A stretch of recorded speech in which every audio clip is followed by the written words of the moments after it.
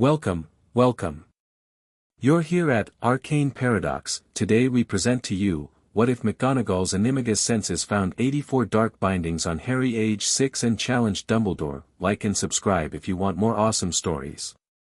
Sit back, relax, and enjoy. Chapter 1, What the Cat Found. The tabby cat had a favorite spot on the wall, third brick from the drainpipe, where the mortar had crumbled enough to make a flat ledge just wide enough for comfortable sitting. She'd found it in the summer of 1982, her second year of doing this, and she returned to it now with the particular satisfaction of a creature reclaiming familiar territory. Number 4 Privet Drive looked exactly as it always looked. That was the problem with it. It looked exactly, aggressively, defiantly like every other house on the street, as though the Dursleys had taken normal as a personal challenge and were winning. The hydrangeas were trimmed into perfect hemispheres. The car on the drive was washed to a shine that seemed almost aggressive in the evening light. The net curtains were white. The lawn was edged.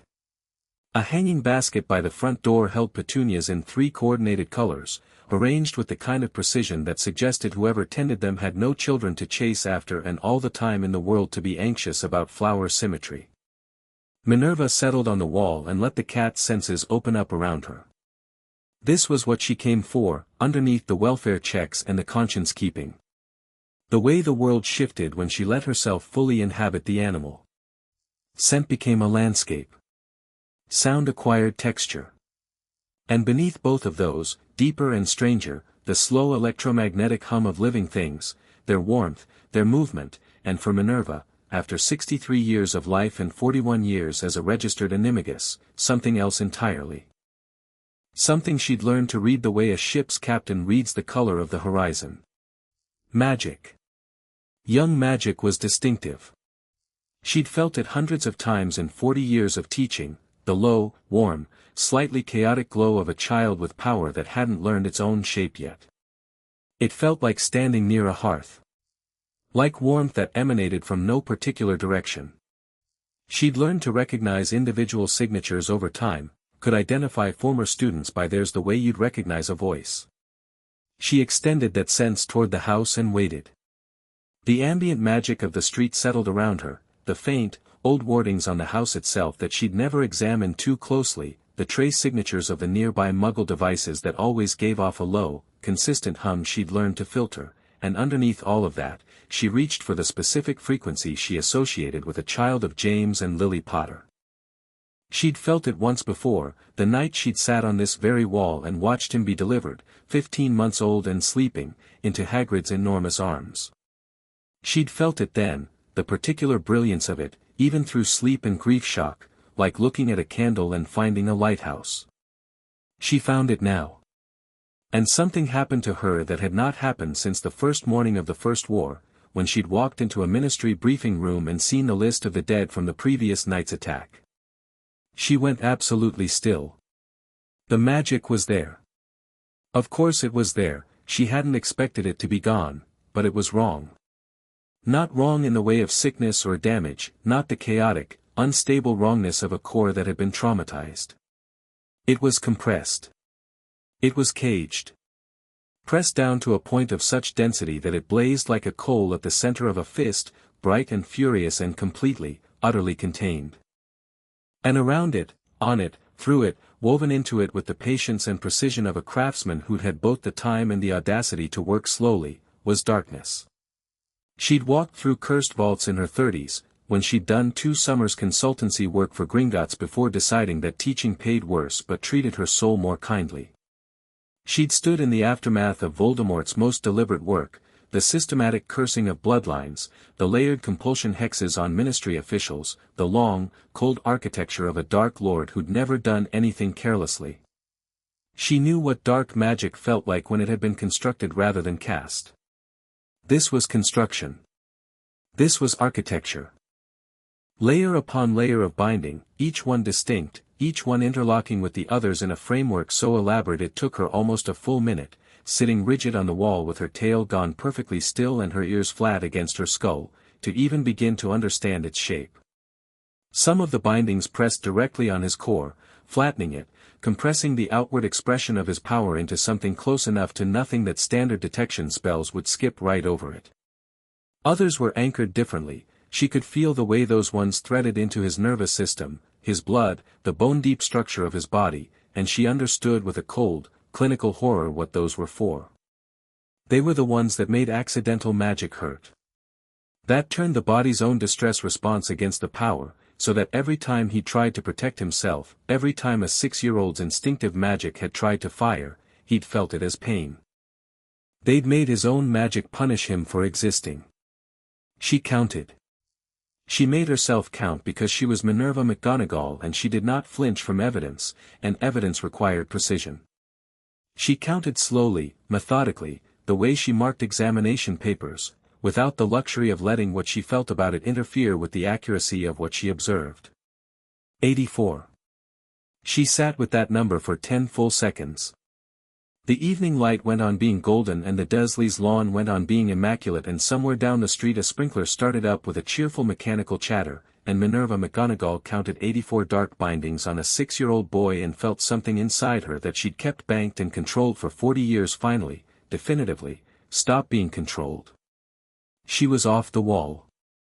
She landed in a side passage, the narrow path between the garage and the fence that led to the back garden, and she was through it and into the garden before she'd consciously decided to move, because the part of her that made conscious decisions had stepped aside for something older and simpler and considerably less patient. She crossed the lawn toward the figure in the far corner without slowing down. He was sitting in the dirt. That was the first thing she registered clearly, not his size, not his glasses, not the too large clothes, the dirt.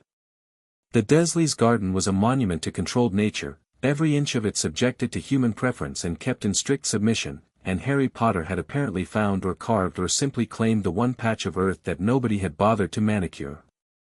It was a small square between the garden shed and a hedge that needed cutting, and he'd been in it long enough that there was a kind of worn quality to the ground, a slight depression in the shape of where he usually sat. This was his place. This was the place he'd made. He was drawing something in the dirt with a stick, bent over it with the focused attention of someone doing something that mattered to them, and he didn't look up until she was 15 feet away.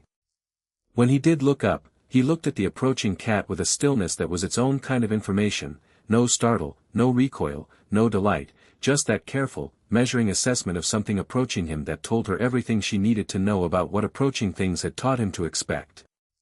She stopped. His eyes were green.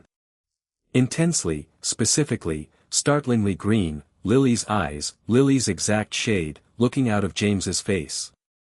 His glasses were held together at one arm with a strip of tape that had been wound several times and was starting to gray with age. He was thin in the way children get thin when they don't get to choose how much they eat. And he was looking at her with an expression of calm, collected interest that no child raised in warmth and safety would have needed to develop. He said, "Hello." She stood very still. He tilted his head. He looked at her the way a very perceptive person looks at a thing that is almost right but not quite. He said, "You're not a normal cat." She transformed. She rose to her full height in the corner of the back garden with her tartan robe settling around her and her wand at her side and her heart doing something very controlled and very deliberate, because she was going to be precise and clear and calm, and she was going to do it without once letting him see how close she was to doing something much louder. His face didn't move. He sat in his dirt square with his stick across his knees and he looked up at her, and then his gaze went to her robes, the distinctly non-Muggle cut of them, and then to her wand, and he said, "A witch." "I am." She kept her voice even. It took effort. "My name is Minerva McGonagall. I'm a professor at a school for witches and wizards called Hogwarts. I have been," she paused, and chose the words with precision because he deserved precision, "checking on you. Every summer. I should have done considerably more than check." Something shifted in his face at that. Not relief, not gratitude, something more guarded than either of those, the movement of a child trying to figure out what this sentence cost and what it would require of him. He looked at her wand again. "Can you do magic?" he asked. "A very great deal of it." He nodded once, absorbed this, filed it. I can't, he said. I could, I think, when I was really small, things used to happen, around me, when I got very scared or very angry. I got in trouble for it. But it stopped. His voice was conversational. He wasn't performing anything. He was just telling her a fact. It stopped when I was about 2, I think. Maybe before. The oldest of the bindings had been placed when he was 15 months old. She'd felt their age on the wall, counted the years in their calcification the way a geologist reads stone. Harry. She sat down on the step outside the shed door, bringing herself to something closer to his level, because she was not going to loom over him during this conversation. I need to ask you some questions, and I'd like honest answers. Is that all right? He considered her. The wariness was a constant backdrop. She didn't think it would switch off for anyone, that wariness, not quickly, but underneath it she could see him conducting some private calculation, assessing her against some internal standard she couldn't see the criteria for. She held herself still and let him look. Are you going to make me go back inside? He asked. No. The calculation resolved. Okay, he said. How do your aunt and uncle treat you? He looked down at his dirt map for a moment. It was a map, she could see now, a careful diagram of the house and garden, with rooms labeled in small, precise handwriting and small symbols she didn't immediately recognize marked at intervals. He'd made himself a map of his own home. She thought about what it meant that he'd felt the need to do that, and then she deliberately did not think about it, because there would be time for that later and she needed to be present for what he said next. I sleep in the cupboard under the stairs, he said. Straightforward. No flinch, no drama, no attempt to soften it. It has a cat flap. For light. He glanced up. That must be how you got in the other times. When you were checking. A small pause. I thought you were a real cat. The cupboard, she said. Her voice did not change. Internally, something that had been very angry found a new level to occupy. Dudley, my cousin, he has 2 bedrooms, Harry said. He had picked his stick back up and was turning it in his fingers, not drawing, just turning it. One for sleeping and one for his toys, because they don't all fit in one. I do the cooking, breakfast, mostly, and dinner when Aunt Petunia's busy. And cleaning. Weeding. He gestured vaguely at the immaculate garden around him. I'm not supposed to ask questions. Or talk about, he paused, and she watched him make a decision, magic. Or my parents. Uncle Vernon says, another pause, he says my dad was a drunk who killed my mum in a car crash. He looked at her steadily when he said it. Not with the expression of someone who believed it. With the expression of someone who'd been told it often enough that they'd had to build an interior position on it. I don't think that's true, he said. Is it true? Minerva looked at this boy in his dirt square with his 2 large clothes and his library book and his cat flap cupboard and his careful map of a house where he was the help, and she said, no. It is not true. Your father was a gifted and honorable wizard who died trying to protect your mother. Your mother was one of the finest witches of her generation, and she was Muggle-born, which means she had no magical parents, no head start, nothing except her own talent and determination, and she was still extraordinary. She was my student. I knew her well. He was quiet for a moment. Looking at her. And they didn't, he stopped. He turned the stick in his fingers. They wanted me. Without question. Then why? Because something went very wrong, she said. And I am going to find out exactly what, and exactly who is responsible, and I am going to do something about it. That's why I'm here tonight. He absorbed this. He was very quiet for what was actually quite a long time, 30 seconds, maybe 40, the kind of silence that adults usually feel compelled to fill but which Harry apparently had no trouble inhabiting. He was thinking. She could almost see it, the careful, systematic quality of it, the same quality as his map. You said someone put bindings on my magic, he said finally. She'd told him that. He'd been listening to every word. Yes. You can sense them. I have an ability, connected to my Animagus form, to detect magical signatures. Yours is unmistakable, and what's been done to it is, also unmistakable. How many? She met his eyes. He was 6. He had already understood enough of his own situation to make a map of his own house. He deserved the number. 84, she said. The stick stopped turning. He looked at his hands. He looked at the ground. He was 6, and she'd just told him that someone had put 84 individual pieces of dark magic on him before he could walk or talk, and he sat with it in the same way he sat with everything, seriously, carefully, giving it the weight it deserved. Is that a lot? He asked. It is an extraordinary amount, she said. I've never seen anything close to it in 40 years. He nodded slowly. And you're going to find out who did it? Yes. And then what? And then, she said, they will answer for it. He looked at her for a long moment.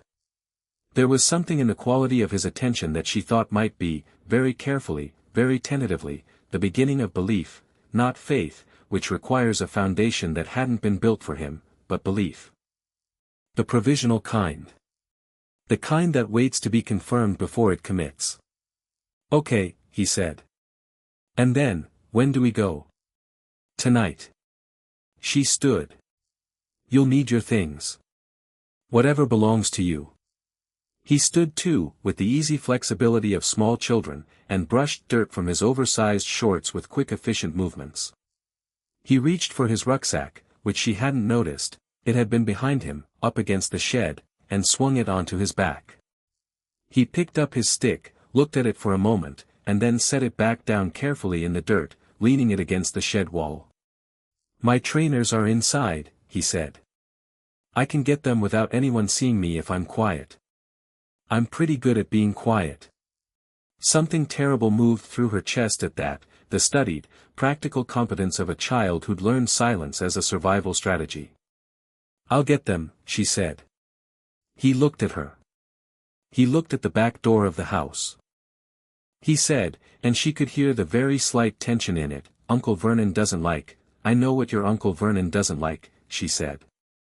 He's about to discover that his opinion on the matter is irrelevant. Stay here. She crossed the lawn to the back door with her robe snapping at her heels, and she knocked. Hard. The kind of knock that arrives as a statement of intent rather than a request. The woman who opened the door had once been Petunia Evans of Cokeworth, the girl who'd written to Hogwarts at 11 asking to be admitted because she'd watched her younger sister receive her letter and couldn't bear to be left behind.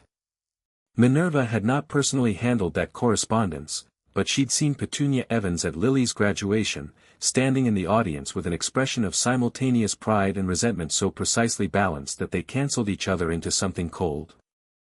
She was taller than she'd been then, and thinner, and she took one look at Minerva's robes and went the color of wallpaper paste. You, she said. Her voice was barely a sound. Me, Minerva said. She said it pleasantly.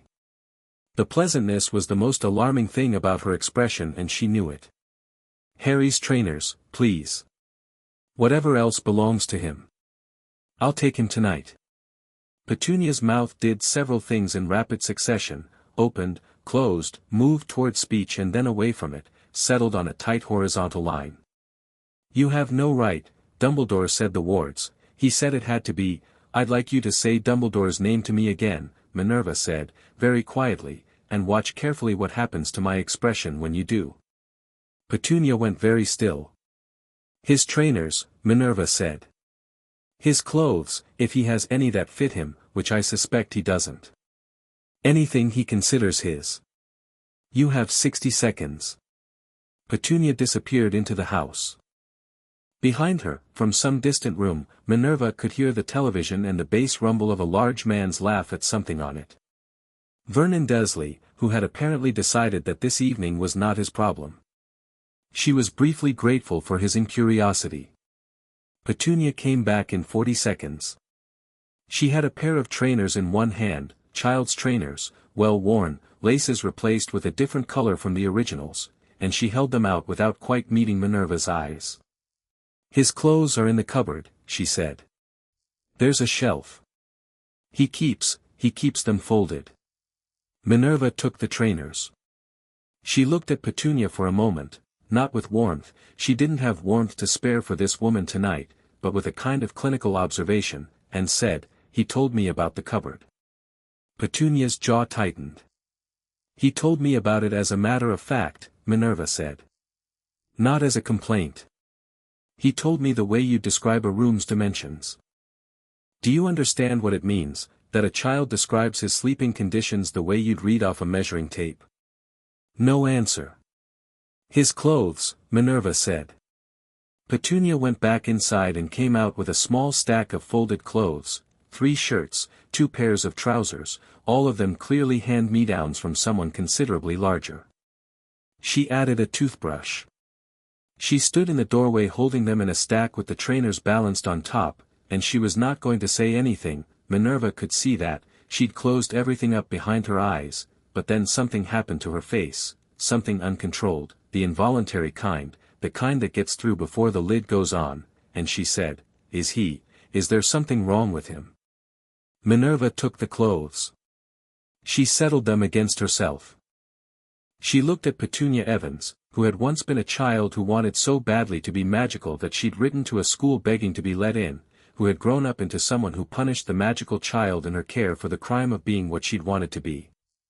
"There is a great deal wrong with his situation," she said. "None of it is him." She turned and walked back across the lawn. Harry was exactly where she'd left him, standing by the shed with his rucksack on his back, watching her come back across the grass. She handed him his trainers. He sat down on the shed step and put them on, wincing slightly, she noticed, which told her they were already too small, and then he stood up and looked at her. "That's everything?" she asked, nodding at the rucksack. "And the book?" He pulled it slightly out of the top of the bag so she could see the spine. "Birds of Britain and Ireland. I borrowed it from the library," he said, without any particular guilt. "A long time ago." "We'll get you your own copy," she said. He looked at her steadily. "You don't have to say things like that." "I say what I mean, Harry. When I say we'll get you your own copy, I mean that tomorrow or the day after we'll walk into a bookshop and you'll leave with a copy of that book that belongs to you. I'm not making promises to make you feel better. I don't do that." She paused. "Ask anyone." He almost smiled. It moved across his face quickly, tentative, like it wasn't sure it had permission, but it was there. It was absolutely there. "Okay," he said. She held out her hand. He took it. His fingers were cold and slightly dirty and he didn't squeeze, just held, with the careful neutrality of someone feeling out an unfamiliar thing. "I'm going to apparate us to London," she said. "It's fast. Hold on and keep your eyes open. What does it feel like?" "Like the world decides to be somewhere else for a moment," she said. "And then catches up." He considered this. "All right." She turned. The world compressed and expanded and London arrived, not gently, because London never arrived gently, but immediately and completely, with its smell of exhaust and river and frying food and its particular night light of orange and amber bouncing off low cloud. They were in the narrow street off Charing Cross Road, beside the anonymous-looking facade of the Leaky Cauldron, and Harry turned in a full slow circle taking it in with those serious green eyes, cataloguing it, and then he said, with the same sincerity, the same complete absence of performance, "That was brilliant." "Yes," she agreed. "It generally is." She steered him toward the pub door. Tom was behind the bar and had been behind the bar for so long that Minerva sometimes wondered if he'd been installed as a structural feature. He was ancient and walnut-faced and gave the impression of someone who had personally witnessed everything worth witnessing and was now simply curating the experience of watching other people catch up. He looked at Minerva. He looked at Harry. He looked at Minerva's expression. He put a key on the bar without being asked and said, "Room 7. Clean sheets this afternoon." Shepherd's pie tonight if the boy's hungry. Please, said Harry, before Minerva could answer. Tom's face did something that was probably a smile in its early stages. He disappeared into the kitchen. Minerva took the key. Room 7 was small and smelled of old wood and was perfect, which was to say it was quiet and had a bed and a door that locked. Harry walked in and turned a slow circle again. This seemed to be how he processed new spaces, and she could see him taking inventory. Bed, window, fireplace, unlit, writing desk, chair, wardrobe, small rug. His eyes lingered on the window, which looked out onto Charing Cross Road, the Muggle world going about its evening business 3 floors below. This room is bigger than my cupboard, he said. He said it as a simple observation, not a complaint, not a bid for sympathy. Just a measurement. His voice was perfectly level. Yes, she said. She didn't trust herself to say more than that right now. He sat on the edge of the bed and bounced once, seemed mildly interested by the springs, then looked up at her. He'd put his rucksack on the floor beside him with the careful precision of someone who didn't own many things and treated the ones he had accordingly. What happens tomorrow? Tomorrow morning we go to Gringotts. The Wizarding Bank, it's just through the back of this pub, actually, through a wall. They have specialists called cursebreakers. They'll do a proper diagnostic examination, much more precise than what I can sense, and it will tell us exactly what each binding is, how it was applied, and when. She sat in the chair. It will also tell us who placed it, if there's a magical signature. There usually is, with work this deliberate. He was quiet for a moment. She watched him turn that over, working through it. You already know who did it, he said. She looked at him. He said it flatly, without accusation, just observation, the same way he'd identified her as not a normal cat. He had, she thought, an absolutely extraordinary talent for reading what was actually in front of him instead of what he expected or wanted to see. I have a very strong suspicion, she said. I want confirmation before I act on it. Because you could be wrong. Because I could be wrong, she agreed. And because if I'm right, I'm going to need evidence that cannot be dismissed. I need this to be unimpeachable. He nodded slowly. He understood the logic. She wasn't sure how much of the political landscape he could be following. He was 6, and she'd given him a great deal of new information in a very short time, but the logic of gather evidence before acting he clearly grasped without difficulty. Tom arrived with the shepherd's pie and a pot of tea, moving through the door with the quiet efficiency of someone who'd learned when not to interrupt. He set them down on the writing desk, glanced at Harry with that proto-smile again, and left. Harry got up and came to the desk and ate with the focused attention of someone who had, Minerva suspected, learned not to let food sit. She poured the tea and watched him and said, when he'd made a reasonable dent in the pie, "Your mother was in my house at Hogwarts." Gryffindor. She had a gift for charms that was genuinely unusual. Intuitive. She'd work out the theory after she'd already made it work in practice, which drove her to distraction. She paused. She was also deeply kind. Not in a soft way. In the kind of way that cost her something. Harry had stopped eating. Not abandoned the food, his fork was still held at the ready, but paused. Your father was also Gryffindor, she continued. He was, I'll be honest with you, extremely annoying at 14. He improved considerably. Harry looked at her. Something in his expression was very careful, and she understood, he was trying to take this in, the fact of his parents as real people, without knowing quite how to hold it. He'd lived 6 years with the story of a drunk driver. The rewiring required to replace that with your mother was kind in a way that cost her something was not going to happen overnight. What was her name, he asked. My mum's. Lily. Lily Evans, she was, before she married. Lily Potter. He said it quietly to himself. Not out loud, just the movement of his lips. Lily. Then, and my dad. James. James Potter. She watched his face.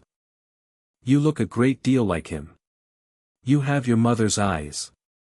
He looked at his shepherd's pie. Then back at her. You said they'd be furious. On my behalf.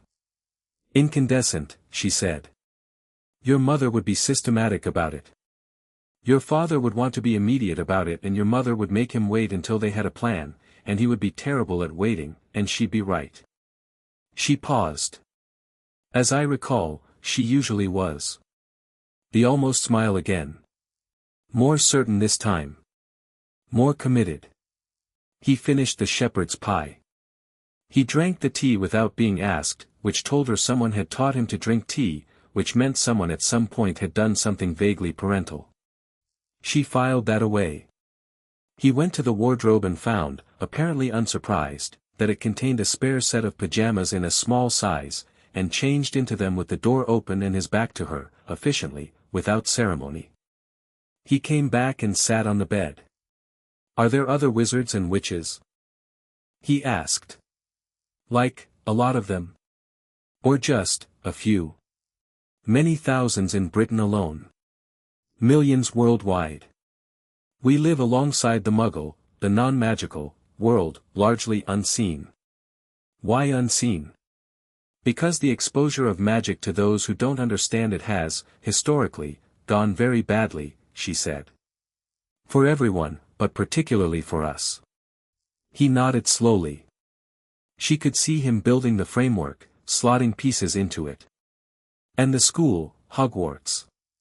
Is it, do people go there at 11? Yes. You'll receive a letter when you're 11. 4.5 more years, he said. It was a calculation, not a complaint. But she could hear in it the weight of 4.5 more years of the Dursleys, and the weight of it was considerable. You won't be going back to Privet Drive, she said. He looked at her. Not permanently, she said, and then stopped, because she'd told herself the permanent version was a lie she needed to tell for calm, and now, looking at him, she couldn't. Actually, I'm going to be honest with you. I intend to ensure you don't go back at all. I intend to apply for legal guardianship through the wizarding legal system, and I intend it to be granted. There are things that may complicate that, I won't pretend there aren't, but that is my intention. I thought you should know. He looked at her for a long, quiet moment. Why? He asked. She met his eyes. Because no one should have to sleep in a cupboard. Because you are a remarkable child. Because your parents deserved better and you deserve better and someone should have done something about it 4.5 years ago. She paused. And because I am very, very angry, and I find that when I am very angry, doing something useful about the cause of that anger is considerably more productive than the alternative. He was quiet. The London sounds came in through the window, a bus, a distant siren, voices below. He lay back on the bed and stared at the ceiling and breathed. My mum died to save me, he said. Not a question, she'd set it downstairs in the garden and he'd filed it, and now he was taking it out to look at. Yes.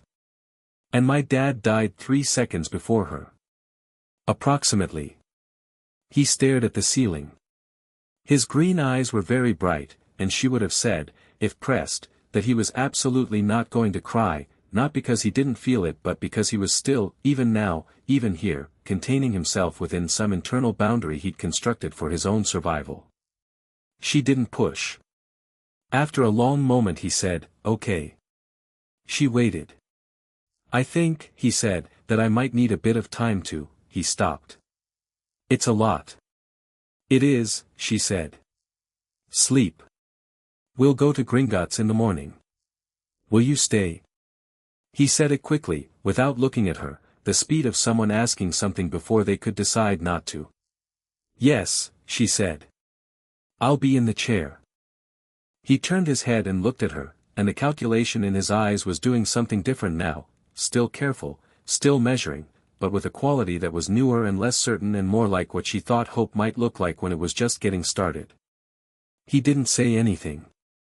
He turned back to the ceiling, and within 4 minutes, she counted, his breathing had changed into the deep, even rhythm of a child in real sleep, the kind of sleep that didn't happen when you were afraid of what was on the other side of a locked door.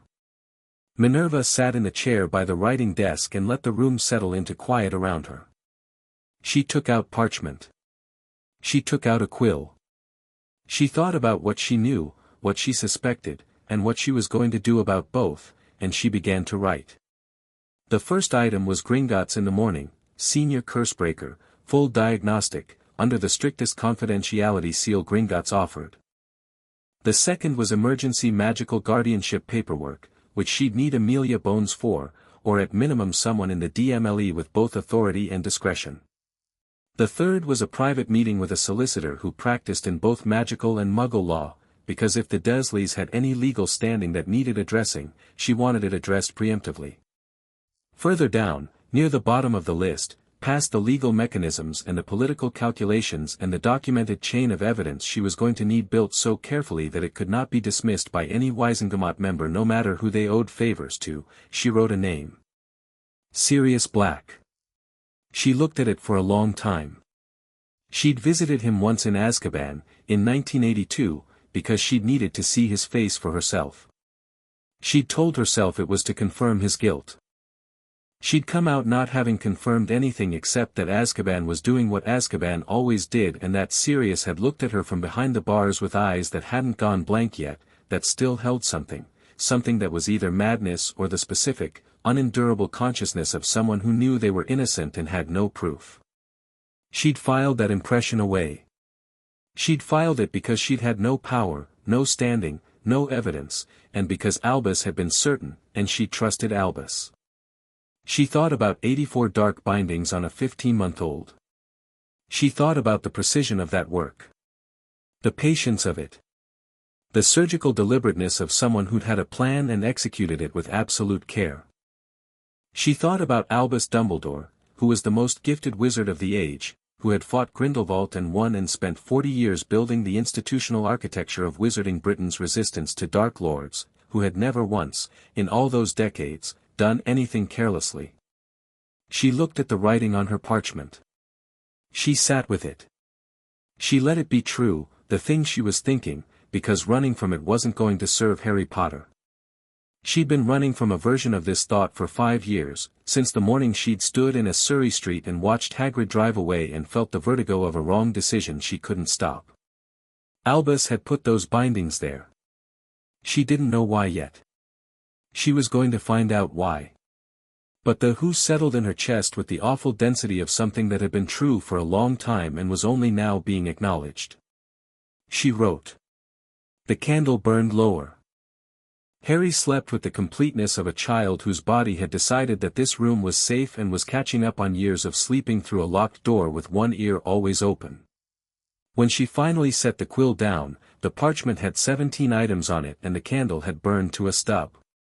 She folded the parchment, tucked it into her robes, and settled back in the chair with her wand on her knee and her eyes on the door and her mind running through every conversation she'd had with Albus in the last 6 years, cataloguing the ones where she'd asked about Harry and he'd said the boy is fine, Minerva, the blood wards will protect him, we must think of the greater picture, cataloguing the way he'd said it, the particular quality of patience in his voice, the patience of someone who'd already made a decision and found the settled certainty of it.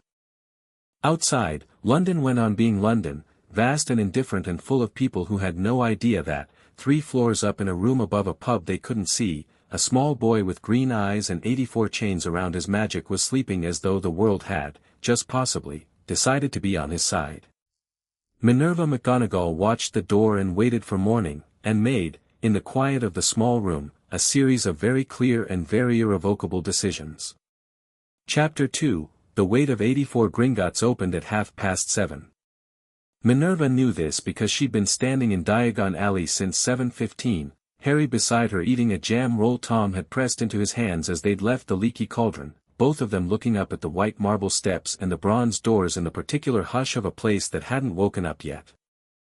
The alley was quiet at this hour, a delivery cart rumbling past Flourish and Blots, a witch sweeping her shop's front step, pigeons doing whatever pigeons did in the absence of foot traffic. The morning was grey and cool and smelled faintly of the Thames. Harry finished the jam roll. He looked at the goblin sentinels flanking the bronze doors, impassive in their uniforms, and said, "They're not human." "Goblins," Minerva said. "They operate Gringotts. They've managed wizarding finance for several centuries." "Do they like wizards?" "No," she said. "They tolerate us because we need each other. The relationship is civil on the surface and comprehensively distrustful underneath." He considered this. "Is it going to be a problem? Us being here?" "It's going to be the opposite of a problem," she said. "Goblins and the Dumbledore-aligned faction of the wizarding world have had a complicated relationship since the Goblin rebellions of the 1700s. The enemy of my enemy." He looked at her. "Is Dumbledore your enemy now?" "I don't know yet what he is," she said. Which was honest. "I know what he's done. I'm going to find out why." The bronze doors opened at 7:28, which was 2 minutes early, and Minerva took it as a sign that the morning intended to be efficient. The goblin at the front desk, long-fingered, sharp-featured, with the specific kind of attention in his eyes that Minerva associated with people who were very good at their jobs and deeply unimpressed by everyone around them, looked up as they approached. His gaze moved from Minerva to Harry and stayed there for just a fraction of a second longer than it would for a normal child. Just a fraction. But she caught it. "Griplock," she said. "Is he available?" The goblin's eyes moved back to her. "Senior Cursebreaker Griplock does not typically take morning appointments without advance notice, Professor McGonagall." "No," she agreed, "but Senior Cursebreaker Griplock has, on 3 occasions that I know of, told me that if I ever brought him something genuinely interesting, I should not stand on ceremony. Tell him Minerva McGonagall is here with something that will be the most interesting thing he sees this decade." A pause. The goblin looked at Harry again. "Name?" "Potter," she said. "Harry Potter." Something moved across the goblin's face, controlled, fast, professional, and then he slid off his stool and disappeared through a side door without another word. Harry watched him go. "They know who I am," he said. "Even here." "You're famous," she said. "In our world." "Why?" "Because when you were 15 months old, the most dangerous dark wizard in a century came to your house to kill you, and instead of succeeding, he ceased to exist. Temporarily, as it now seems. But at the time, everyone thought permanently." She looked at him steadily. "You survived something that no one had ever survived before. Nobody knows exactly why." He thought about this for a moment. He looked at the marble floors, the vast soaring ceiling of the entrance hall, the goblins at their raised desks moving through morning business with the focused intensity of people who took very seriously the idea that money was a form of power and power required precise management. "I was 15 months old," he said. "Yes. I don't remember it." "No. So the fame is for something I didn't actually do," he said. "I just didn't die." "That's a fairly accurate summary, yes." He made a sound that was somewhere between a breath and a laugh, dry, unimpressed, the sound of someone who found the situation absurd on its face. She felt, unexpectedly, a surge of profound affection for him. James Potter had made that exact sound in her classroom in 1972 when she'd explained that he'd received top marks for a piece of transfiguration theory he'd written while apparently thinking about Quidditch. The sound of someone who understood the gap between what they were being credited with and what they'd actually done. Griplock appeared. He was older than the goblin at the desk, older than most of the goblins she'd seen in Gringotts over the decades, long-eared, deeply lined, with hands that were all knuckle and precision and a gaze that assessed things the way a scalpel assessed flesh. He wore the Cursebreaker's dark uniform and carried nothing. He looked at Minerva, and then at Harry, and his nostrils did something subtle. "Inside," he said. That was all. He led them through a side corridor, stone-walled, torchlit, going progressively deeper into the Gringotts' interior, and into a room that Minerva had seen twice before, both times in her consulting capacity. It was circular, low-ceilinged, and contained nothing but a stone table, 3 chairs, and the kind of ambient magical apparatus that looked like nothing and did everything. The air in the room felt different. Thicker. More attentive. Griplock sat behind the table. He looked at Harry with the frank, assessing directness that goblins never bothered to soften into social palatability. "Sit," he said. Harry sat. He looked around the room with the usual circular assessment and then looked at Griplock and waited. "I'll need to take a reading," Griplock said, to Harry. "I'm going to place my hands near, not on, your shoulders. You'll feel the diagnostic reach. It may feel warm, or slightly pressurized. If it hurts, say so immediately." "Okay," said Harry. Griplock looked at Minerva. "What did you detect?" 84 individual dark bindings, she said.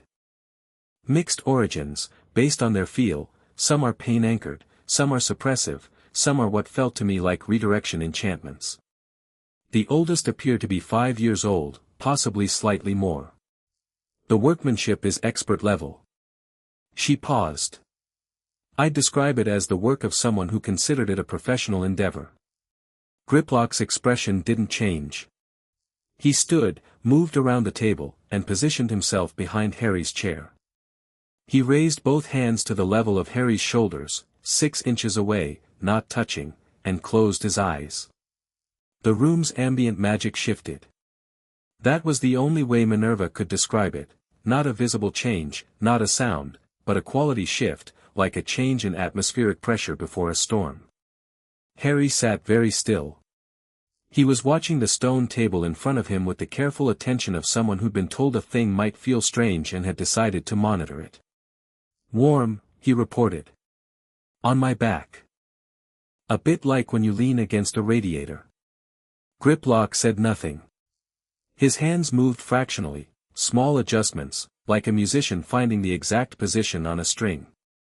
His face was doing the thing that experienced practitioners' faces did when they were reading something complex, perfectly still on the surface, but with a quality of intense interior activity. He went like that for 4 minutes. Minerva sat in her chair and kept her hands still in her lap and her expression neutral, because she'd learned in 60 years of teaching that the best thing you could do in a situation that required patience was to look as though patience was the only thing you'd ever felt.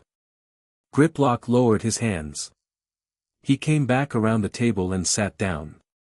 He folded his long-knuckled hands together on the table surface and looked at Minerva with an expression she'd seen on faces after significant battles. "Out," he said to Harry. Harry looked at Minerva. "There's a waiting bench in the corridor," she said. "I'll be 5 minutes." He got up. He went to the door and let himself out with the quiet efficiency he seemed to apply to every physical movement, pulling the door closed behind him. Griplock said, 91. Minerva felt the number land. "I counted 84, she said. "You missed 7, he said. "They're embedded below the others, deeper in the core matrix. They're the structural ones. The others are built on top of them." He unfolded his hands and picked up a quill, pulling a piece of parchment toward him with the automatic motion of someone who always had parchment ready. "What you sensed as suppressive bindings on the surface, those are the maintenance layer. They keep the core framework active.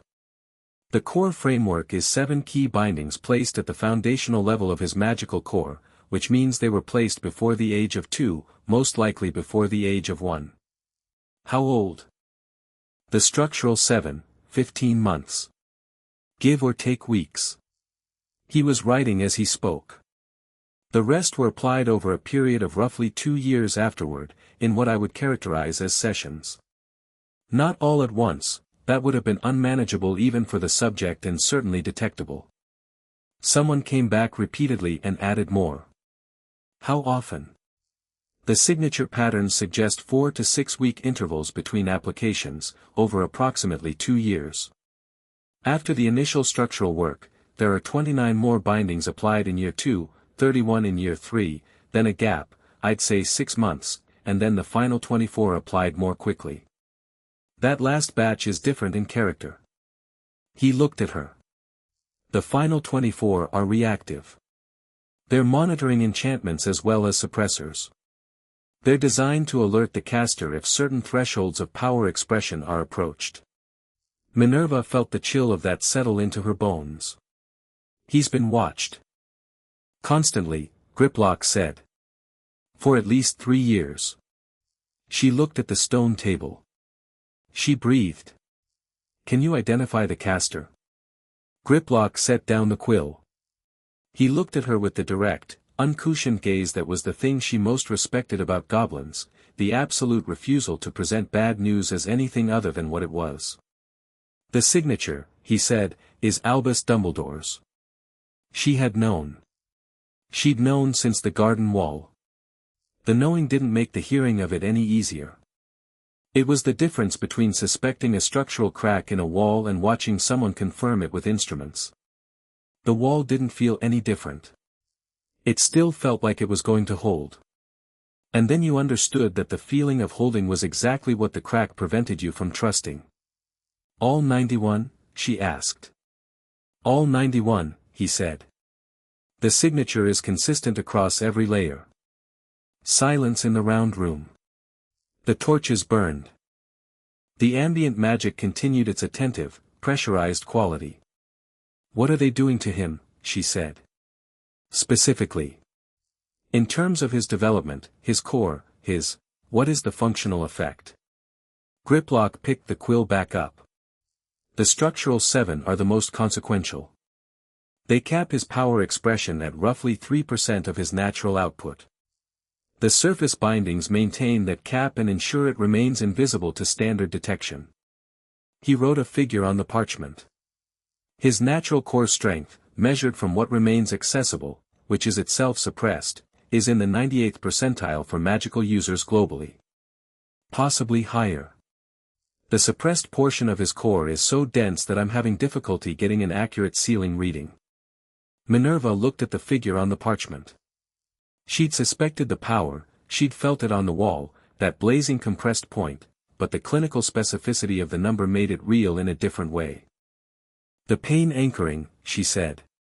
Griplock's expression shifted very slightly. In a human face she'd have called it distaste. 7 of the surface bindings are anchored to his nervous system.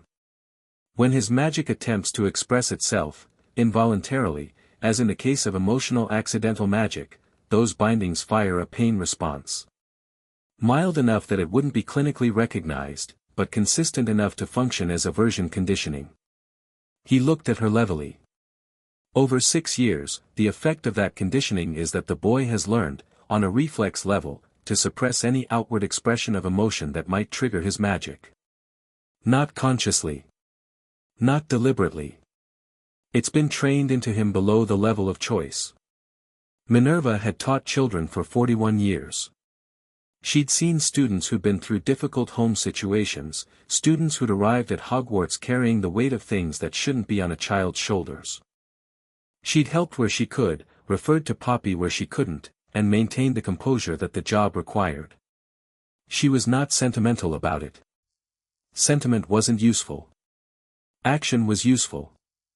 The thing she felt right now was not sentiment. Can it be removed? She said.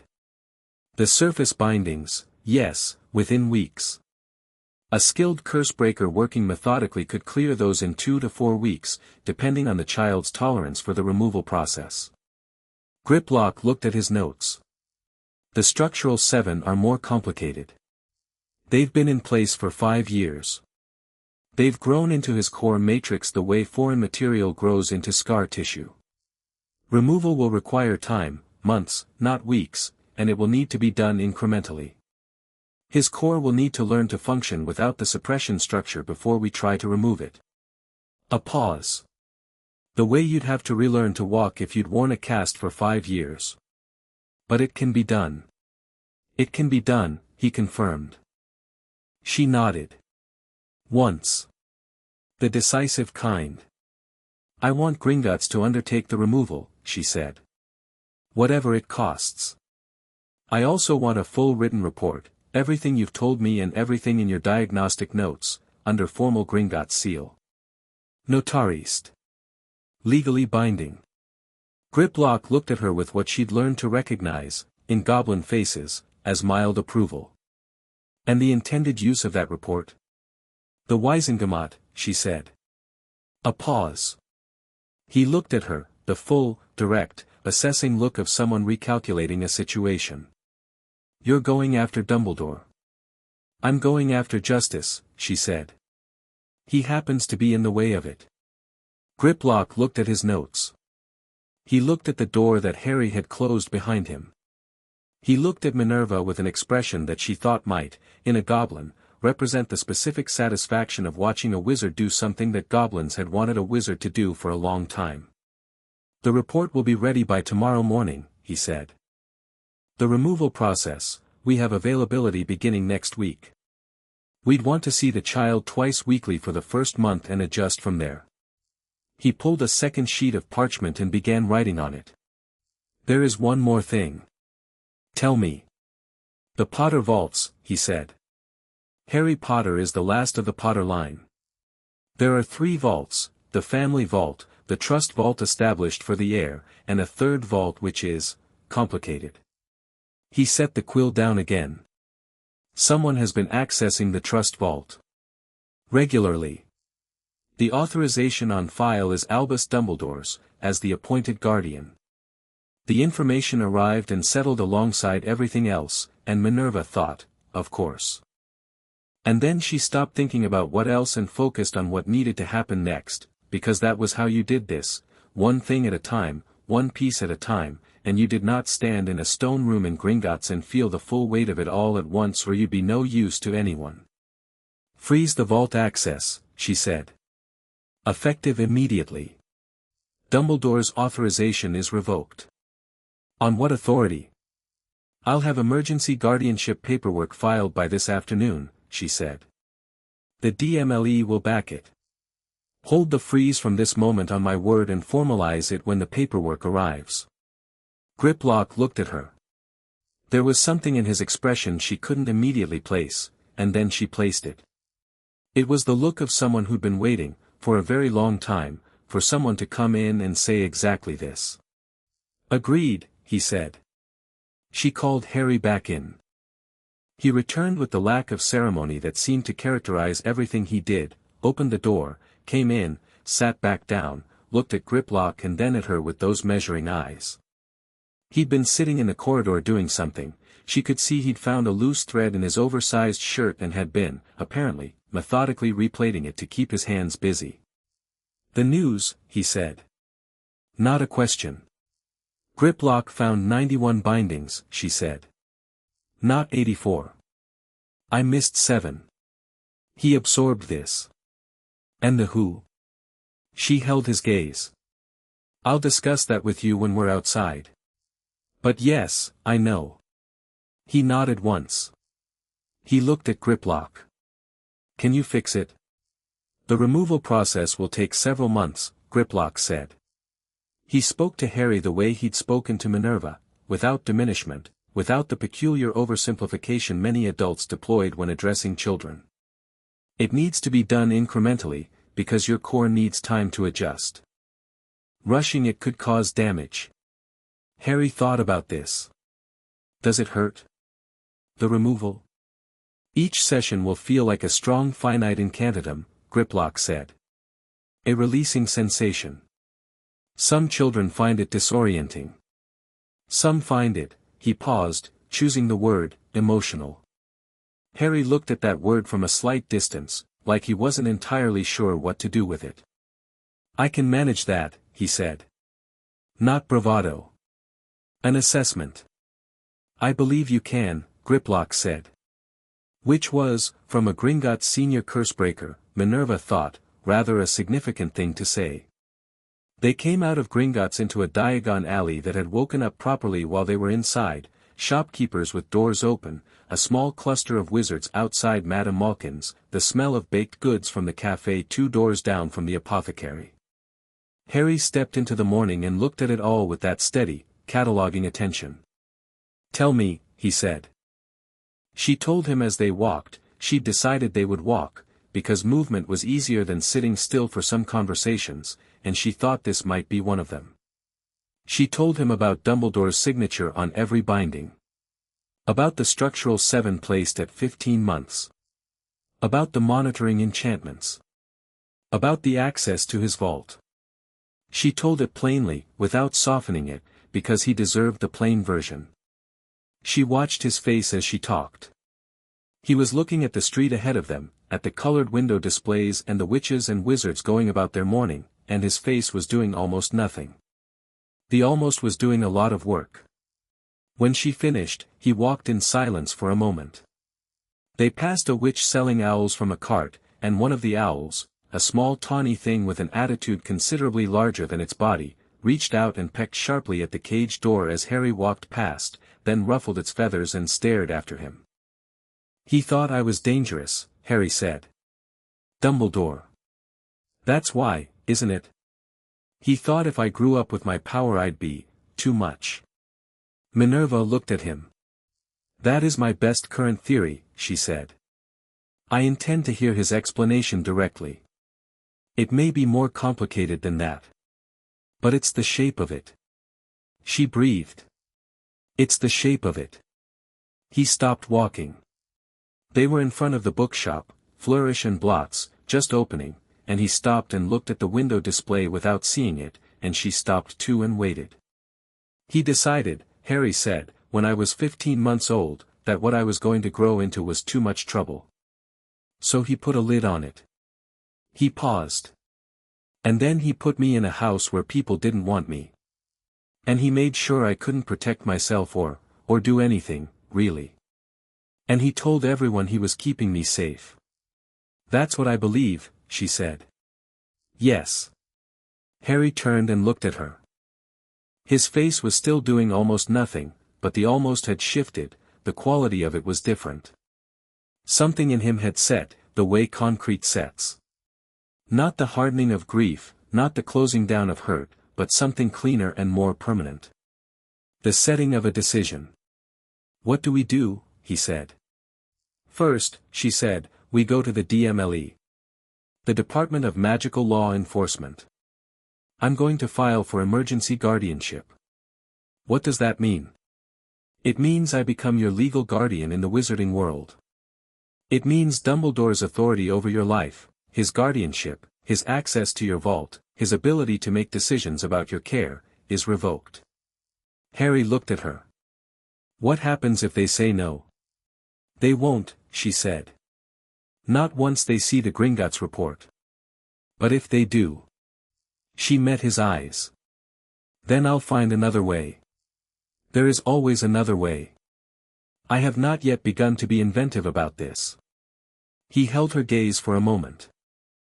Then he looked back at the bookshop window, and at the display, a spread of new releases, a floating copy of the Standard Book of Spells, Grade 1 doing lazy circles near the glass. He looked at it and then at her with a tiny, tentative lift at the corner of his mouth. "You said we'd get the bird book." She blinked. Then she felt something in her chest loosen by precisely one thread, which was about as much as she could afford right now. "So I did," she said, and pushed open the bookshop door. They were in Flourish and Blots for 20 minutes. She bought him Birds of Britain and Ireland, his own copy, new, which she handed to him without comment and watched him hold with both hands and look at for a long moment as though confirming it was real. She also bought him, without asking, A History of Magic by Bathilda Bagshot, Quidditch Through the Ages, and a small, battered edition of Hogwarts, a history that had a slightly detached spine and cost 4 pence from the sales shelf, and she suspected he'd love it best of all. He carried the bag himself. Both hands on the handle.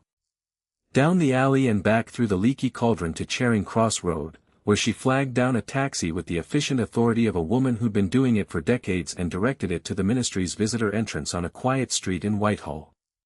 The taxi driver looked at them in the mirror, the small boy with the taped glasses and the enormous bag of books and the severe woman in what might have been a very unusual academic robe, and appeared to decide that some fairs were just going to be like this.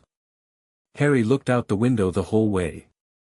London in the morning, the river when they crossed it, the parks, the suited muggles with their briefcases, the red buses and the black cabs and the immensity of it, a city of 8 million people going about 8 million lives.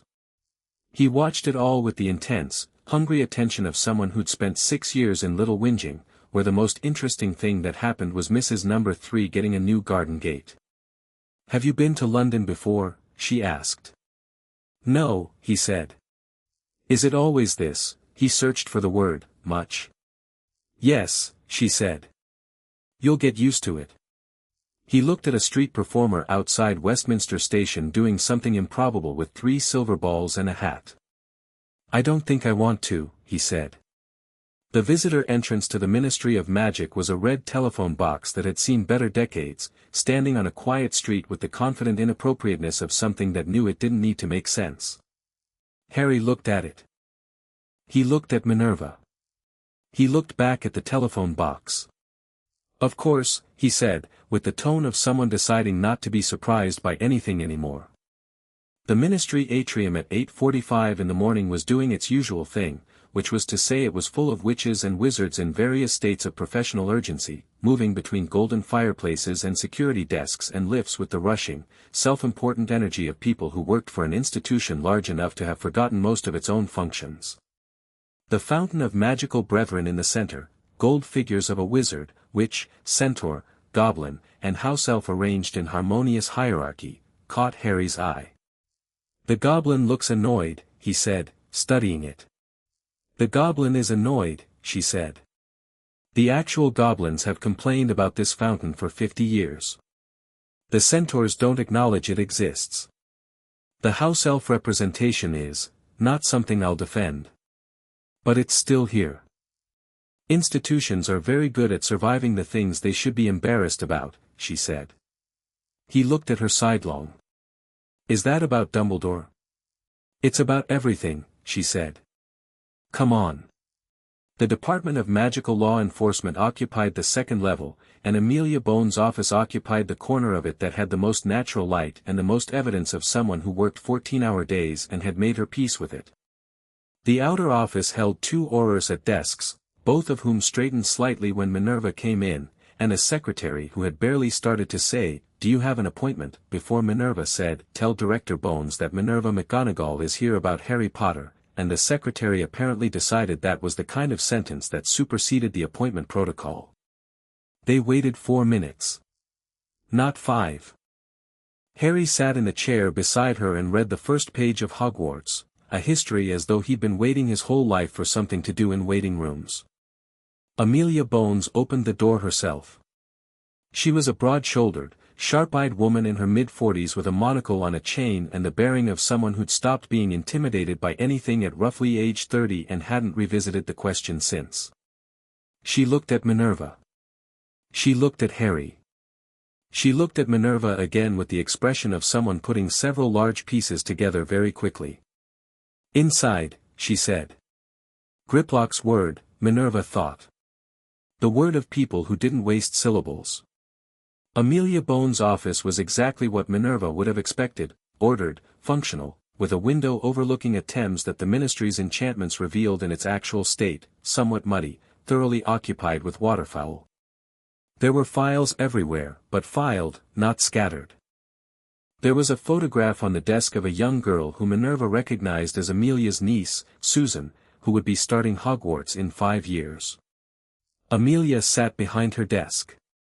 She looked at Harry, who had instinctively sat down in the chair across from her and put his book in his lap and was looking at her with the calm, unblinking, data-gathering attention that Minerva was starting to recognize as simply how Harry Potter occupied a new situation. "You're him," Amelia said. "In person." "I'm usually him," Harry agreed, pleasantly. "Hard to avoid." Something moved across Amelia's face. Not quite a smile, but adjacent to one. She looked at Minerva. "Where'd you find him?" "Privet Drive," Minerva said. "Where Dumbledore left him." She reached into her robes and produced the preliminary notes she'd made at the Leaky Cauldron, not the full Gringotts report, which wouldn't be ready until tomorrow, but the raw accounting in her own hand. She set them on the desk. Amelia picked them up. She read them. She was a fast reader, trained to be, Minerva suspected, by a career that required the processing of large amounts of information at speed. Her face changed as she read. Not dramatically, she had control of her expression, this woman, real control, the kind that came from years of dealing with things that required it, but the monocle tightened fractionally, and her jaw did something deliberate. She set the pages down. She looked at Minerva. 91 bindings. Per Gringotts' diagnostic this morning, Minerva said. The formal report with Griplock's notarist findings will be ready tomorrow. And the signature. Is Dumbledore's across every one? Amelia looked at Harry again. He was listening. He wasn't pretending not to. You understand what we're discussing? She asked him directly. The question wasn't condescending, it had the quality of someone checking calibration before proceeding. Someone put 91 pieces of dark magic on me when I was a baby, he said. To stop my magic working and to make it hurt when it tried to. And also to watch me. And that person was Albus Dumbledore, who was supposedly in charge of looking after me. He paused. And Professor McGonagall wants to make sure he can't do anything else, which is why we're here. Amelia looked at Minerva. He's 6. I'm aware, Minerva said. Amelia picked up a quill. I can file emergency provisional guardianship, she said. I'll need your formal petition, a certified statement of the child's current living conditions, and the Gringotts report when it's available. Provisional status can be granted in 48 hours. Full guardianship hearing within 30 days. She was already writing. The vault freeze Gringotts holds on your word will be formalized when the provisional order comes through. And Dumbledore? Minerva said. Amelia set the quill down. She looked at the window, at the Thames, at the waterfowl being indifferent. Then she looked back at Minerva with an expression that was several things at once, calculating, resolute, and underneath those, the faint, controlled heat of someone who was very angry and had decided that the way to use that anger was to be extraordinarily competent. You know what you're starting, she said. I know exactly what I'm starting, Minerva said. He has 7 Wisengamot votes directly. Another 12 or so who'll follow his lead. He's Chief Warlock. He's Order of Merlin, first class, twice over. She tapped the quill on the desk, once. He's going to fight this. I know. His case is going to be that he did it for the greater good. That a child with that level of power and that particular destiny required management to protect both himself and everyone around him. I know his case, Minerva said. I've been thinking about his case since midnight. She leaned forward slightly. His case requires the Wisengamot to accept that it is legal and appropriate to place 91 dark bindings on an infant without consent or oversight. His case requires them to accept that magical child abuse is justifiable if the child is sufficiently powerful. His case, Amelia, is what I'm going to dismantle. A silence. Amelia looked at her. There was something in the look that was almost surprised, not at the content of what Minerva had said, but at Minerva herself. As if she was recalibrating someone she thought she knew. You really are done with him, she said. I'm done with the assumption that his judgment supersedes evidence, Minerva said. I'm done with trusting the plan at the expense of the person. I should have been done with it 5 years ago. I'm rectifying that now. Amelia Bones picked up her quill. She began writing properly, the quick, deliberate strokes of official paperwork being initiated with intent. She said, without looking up, I'll have the provisional order drafted today. I'm also going to open a preliminary inquiry under Section 14 of the Magical Child Protection Act, which means the bindings evidence will be formally logged with the DMLE independently of any Wisengamot motion. Dumbledore can't shut that down without going through my department, and, she looked up briefly, he's welcome to try. There's also the vault, Minerva said. The vault access. Amelia wrote something at the bottom of her notes and circled it. Yes. That's a separate charge. Unauthorized financial management of a minor's estate. She looked at Minerva steadily. How much has he taken? I don't know yet. Gringotts will provide a full accounting. Add it to the list, Amelia said. She was quiet for a moment, writing. Harry, across from her, had opened his book again, not from indifference, Minerva thought, but from the particular self-possession of a child who decided that he wasn't being ignored, just that the adults were handling the part he couldn't handle, and that was all right. He was reading about the founding of Hogwarts with what appeared to be genuine interest. Boy, Amelia said. He looked up. This is going to take a while, she said. Not today, today is just the beginning. There'll be hearings, arguments, people saying things in large rooms while other people in robes listen. It might take months. She held his gaze. Does that bother you? Harry thought about it. Will I be with Professor McGonagall while it's happening? That's the plan, Minerva said. Then no, he said. He went back to his book. Amelia looked at Minerva. This time it was definitely a smile, brief and dry and real. Right, she said. I'll need your formal petition by end of day. I'm also suggesting, purely strategically, that we bring in Augusta Longbottom before this goes public. I'd arrived at the same conclusion, Minerva said. She won't need convincing. She'll need the evidence. She'll get it. Amelia nodded and went back to writing. Minerva sat in her chair and let herself be still for exactly 30 seconds, the deliberate kind of stillness, the kind you take on purpose because you know the next several weeks are not going to offer many opportunities for it. Then she thought of the name at the bottom of her list. The one she'd been circling around, the one that lived underneath everything else in this situation like a stone in a riverbed, present, fundamental, currently invisible. Amelia, she said. The quill paused. Sirius Black, she said. The quality of the silence changed. Amelia set the quill down very carefully and looked at Minerva with an expression that was entirely unreadable for the space of 1 second, and then was readable, and what it read was, I know. I've always known and I've had no way in. He had no trial, Minerva said. No, Amelia said. He's been in Azkaban for 5 years without a single hearing. He has. He was the Potter's secret keeper. He was convicted in absentia of their murders and of the killing of 13 Muggles. Minerva paused. Except that the secret keeper, as I have recently had reason to re-examine, was changed, without anyone's knowledge, to Peter Pettigrew. Amelia looked at her for a long, measured moment. She said, You have evidence of that? I have the beginning of it, Minerva said. What Gringotts finds in the Potter Vault records may confirm it. There should be documentation of the Fidelius charm, and if Fidelius leaves a signature trace on the caster and the keeper. If Pettigrew was the keeper, it's in the magic. She paused. And Pettigrew's body was never found. 13 Muggles, yes. 1 finger, allegedly. No body. Amelia picked the quill back up.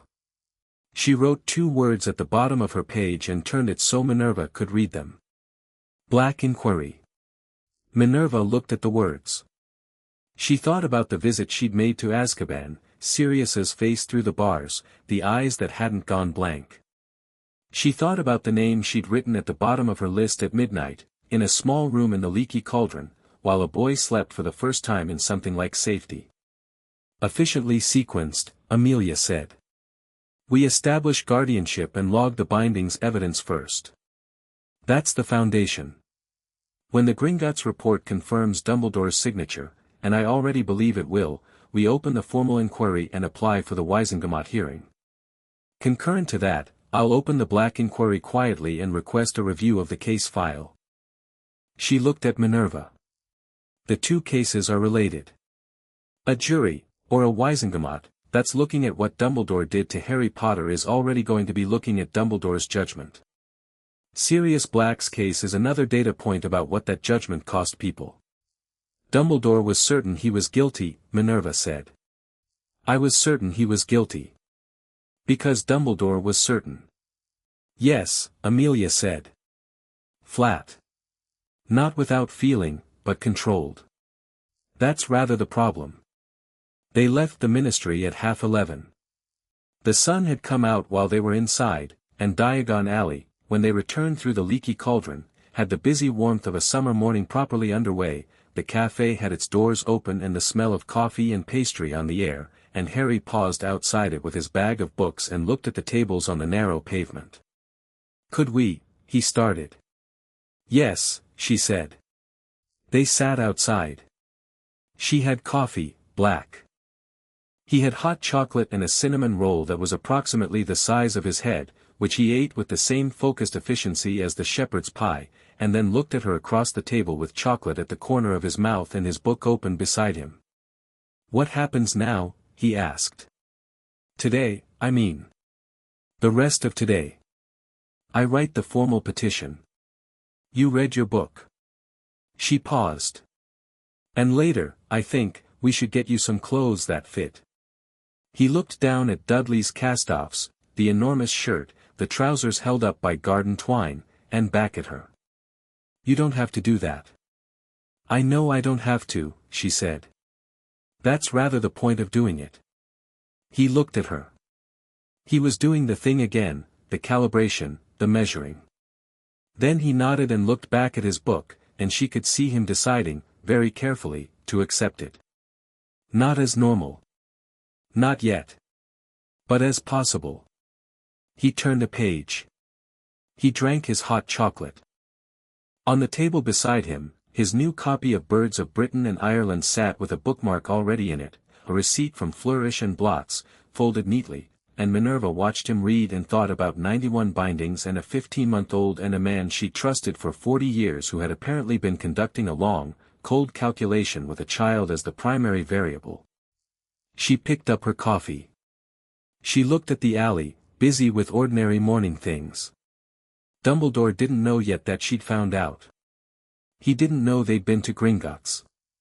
He would find out, possibly today, through whatever monitoring the reactive bindings provided, possibly tomorrow when the vault freeze triggered alerts on the accounts.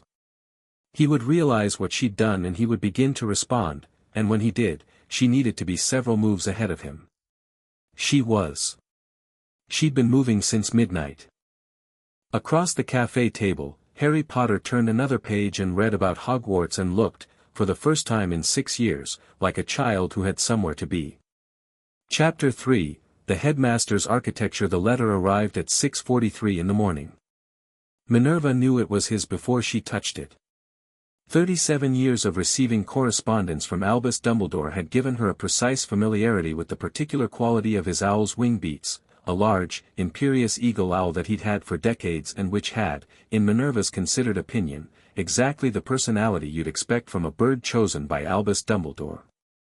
It landed on the windowsill of the leaky cauldron room she'd taken for herself, adjacent to Harry's, door between them left ajar, and regarded her with the specific disdain of a messenger who considered itself above the message. She untied the letter. The owl departed without waiting for a reply, which told her Albus wasn't expecting one, which told her he still believed he was managing the situation. The letter was short. 4 lines. Minerva. I understand you visited Gringotts yesterday with young Harry. I think it would be beneficial for us to speak before any further steps are taken. I'll be in my office this afternoon. Albus. She read it twice. She noted the words he'd chosen, visited Gringotts, as if it were a social call. Young Harry, as if familiarity softened the context. Before any further steps are taken, as if she were the one whose steps required caution. She noted what wasn't in it, no explanation, no defense, no acknowledgement of what Gringotts would have found. He was going to try to talk her around. He'd been talking her around for 40 years, and the particular skill of it was that it never felt like manipulation while it was happening. It felt like being given access to a larger picture. It felt like wisdom. It felt, every time, like the profound relief of someone explaining why the thing that seemed wrong was actually right, and all you needed was the right perspective. She folded the letter and put it in her robe pocket and went to check on Harry. He was awake. He'd been awake for a while, she thought. He was sitting cross-legged on his bed with Hogwarts, a history open across his knees and the expression of someone who'd been reading for at least an hour, possibly more. He'd grown up in a house where sleeping late presumably attracted attention. She filed that away. "He knows," she said, from the doorway. Harry looked up. "Dumbledore? Letter this morning. He wants to meet this afternoon." She leaned against the doorframe. "I'm going." Harry marked his page with the flourish and blots receipt. He looked at her with the particular steadiness she'd already come to recognize as his default mode for serious things. "Are you going to tell him what you know?" "I'm going to let him tell me what he knows," she said. "There's a difference." He thought about this. "And what do I do?" "You're coming with me." Something moved in his face, surprise, quickly composed. "To Hogwarts." "To Hogwarts," she said. "I'm not leaving you here, and I won't ask you to wait in a corridor while I have this conversation. You're what this is about. You should be in the room." He looked at her for a moment with that calibrating attention. Then he got off the bed and reached for his new clothes. They'd spent 2 hours in a Muggle clothing shop yesterday afternoon, and Harry had chosen with the precise efficiency of someone who'd never been allowed to choose before and wasn't going to waste the opportunity on anything showy. Plain trousers, 2 sizes that actually fit, 3 shirts that were his, a pair of trainers that didn't leave marks on his feet. He'd held each item for a moment before putting it in the basket, and he hadn't said much, but she'd noticed the way he ran his thumb along the collar of the first shirt, confirming its reality. He was dressed in 4 minutes. He picked up a history of magic. Apparently he'd decided to carry a book at all times, which she considered sound policy, and looked at her. "Ready," he said. They apparat to the gates of Hogwarts at 2 in the afternoon, the July sun coming through the trees in long amber columns and the castle standing above them against a sky that had the particular deep blue of a Scottish summer refusing to acknowledge that it had any other setting. Harry stepped out of the apparition and stood very still at the bottom of the lane. He looked at Hogwarts for a long time. She let him. It was, she thought, a reasonable response. The castle had a way of doing this to people, even people who'd seen it 100 times, even her, occasionally, in certain lights. It was enormous and impractical and illogical, built by people who'd had both tremendous power and tremendous architectural confidence, and it sat in the Highland landscape with the settled certainty of something that knew it belonged exactly where it was. "It's bigger than I imagined," he said. "Everyone says that. How many people live here?" "During term, roughly 300 students and 60 staff. In summer, currently, just the headmaster and a few remaining staff." She paused. "And the ghosts?" He looked at her. "There are ghosts. Several. Nearly headless Nick is friendly. The Bloody Baron is best avoided. Peeves is not technically a ghost but is considerably more disruptive than any of them." "What's Peeves?" "A poltergeist. He's been here since the 14th century and treats the castle as a personal entertainment venue. You'll meet him eventually. Try to make a good first impression, it won't help, but it's worth trying." They walked up the lane. Harry walked beside her with his book under his arm and his head tilted back to take in the increasing scale of the castle as they got closer, and she noticed he was doing the mapping thing, the same systematic assessment he'd applied to the Leaky Cauldron Room, to Amelia Bone's office, to the Diagon Alley Café, reading the space, understanding its geometry, filing the exits. The entrance doors opened before she knocked. That was Hogwarts. The castle had always been responsive to intent, and Minerva's intent right now was the kind that opened doors whether they wanted to or not. The entrance hall was cool and dim, the summer quiet of it settling around them, their footsteps echoing on stone. Harry looked up at the ceiling, at the floating candelabra not yet lit for evening, at the wide stone staircase going up. He looked at the suits of armor flanking the doors. "They move," she told him. "Sometimes they have opinions." "About what?" "Various things. Sir Cadogan has strong feelings about chivalry and challenges students to duels on a semi-regular basis. He's never won." Harry looked at the nearest suit of armor with mild interest. It did nothing in return, which she found slightly surprising, Hogwarts suits of armor had a tendency to perform for new arrivals.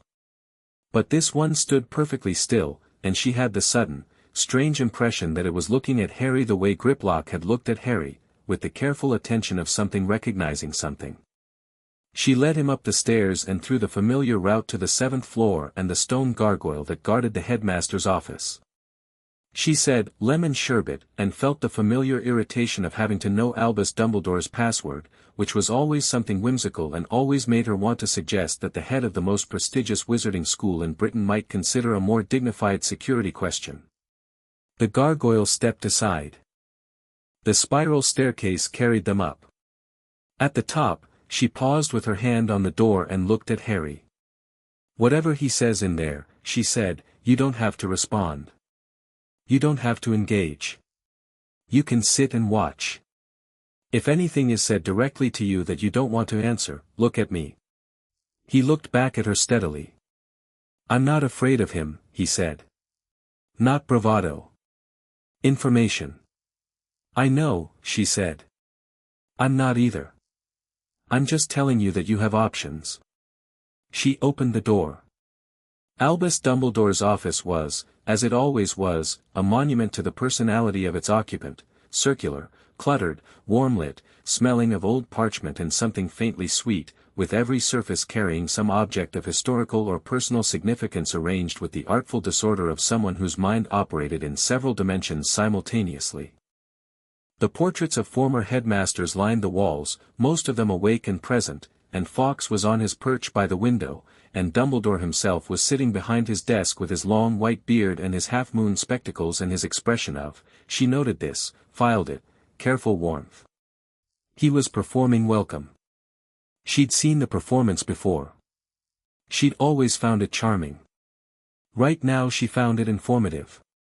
His eyes went to Harry the moment they entered, and something moved in them, something complicated that she couldn't immediately classify. Not guilt, or not only guilt. Something more like grief. Something like a man looking at a calculation and seeing all the things it cost. "Harry," he said. His voice was warm, measured. "It's good to see you." Harry looked at him. He said nothing. He walked to one of the chairs in front of the desk and sat down with his book in his lap and looked at Dumbledore with the same steady, collecting attention he turned on everything new. He was not hostile. He was not awed. He was simply, precisely, watching. Minerva sat in the adjacent chair. She set her hands on her arms and looked at Albus and waited. Dumbledore looked at her over his spectacles. The warmth in his expression was still there, but underneath it she could see, for the first time in 40 years, because she was looking for it now, the working machinery of a mind that was always, even now, even here, running several conversations simultaneously. He was deciding which version of this conversation to have. "You went to Gringotts," he said. "Yes." "And you've spoken with Amelia Bones." "Yes." He looked at his desk for a moment. Looked at Harry. Looked back at her. "Then I imagine you have questions." "I have answers," she said. "I came for explanations." A pause. The fire crackled. Fawkes shifted on his perch, and the movement drew Harry's eye. The boy looked at the phoenix with the same unsentimental interest he applied to everything, and Fawkes looked back, and the quality of that look was different enough from how Fawkes usually regarded visitors that Minerva noted it without making it obvious she'd noted it. "What Gringotts found," Dumbledore said, and his voice had shifted slightly, still measured, still warm, but with more weight in it, the weight of a man who decided on a version of honesty, "is real. I placed those bindings. I won't pretend otherwise." He folded his hands on the desk.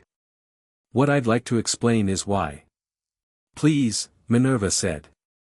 He looked at Harry again, and there was something in the look that almost asked whether Harry should be here for this, and Minerva kept her expression absolutely still because if he asked that question the conversation would go somewhere that they couldn't come back from. He looked back at her and seemed to decide to proceed. "When Voldemort came to Godric's Hollow," he said, "and Lily died to protect Harry, she invoked magic that none of us fully understood. Old magic, sacrificial protection. It should have deflected the killing curse. What none of us anticipated was what it did to the curse instead. He paused. The curse didn't deflect. It reflected. It went back to Voldemort, and in doing so, it transferred. A fragment of Voldemort's soul attached itself to Harry. To his scar. The office was quiet. Fawkes made a soft, low sound. A piece of Voldemort, Dumbledore said, lives in Harry. It cannot be removed except in very specific circumstances, which require, among other things, Voldemort's own destruction of every other piece of himself. And one of those circumstances, he paused, and for the first time she heard something that wasn't performance, something that was genuinely heavy, is Harry's willingness to die. Minerva looked at him. She looked at him, and she heard what he'd said, and she understood the shape of what he'd been building. Not just the bindings. The whole architecture. The placement at the Dursleys, the suppression of his power, the design of a life that kept Harry malleable and contained and ignorant, a chess piece positioned for a sacrifice that Albus had apparently decided, before Harry could walk, was inevitable. She was very, very quiet for a moment. Then she said, "That is the most complete thing you've ever told me." He looked at her carefully. "In 40 years, she said, you have never told me that much of the truth at once. And I want you to understand that I recognize it, I recognize that you're telling me the truth right now, and that it changes nothing." He blinked. It was the first genuinely unprepared thing he'd done since they walked in. "You performed 91 dark binding enchantments," she said. "On a 15-month-old child. Without consent, he couldn't consent, he was 15 months old. Without oversight. Without legal authority. Without telling anyone what you'd done or why." She kept her voice level. "You placed him with people who keep him in a cupboard, who have spent 6 years ensuring that the experience of being Harry Potter is an exercise in systematic diminishment. And you have been monitoring him, watching him, through the bindings, for 3 years. The monitoring was necessary," he said. "If his power began to express in ways that disturbed the soul fragment, the monitoring," she said, "was conducted on a child who did not know he was being watched, through instruments of dark magic, by a man who controlled every aspect of his life and whom he'd never met." She paused. "Do you hear yourself, Minerva?" His voice had something in it she didn't hear often. Something effortful. "If Voldemort returns, and he will, the bindings I placed on Harry were never designed to be permanent, they were designed to allow controlled development of his abilities when the time was right," when the time was right, she repeated. "According to whom?" "According to the requirements of, according to you," she said. "According to your timeline. Your plan.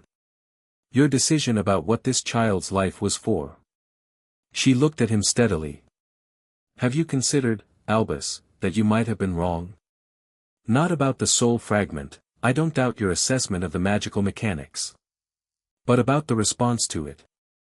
About whether binding a child into ignorance and powerlessness and deliberate suffering was the correct way to manage the situation." Dumbledore was quiet for a moment. He looked at his desk. He looked at his hands. And then he said something she hadn't expected. "Yes," he said. "I've considered it." She waited.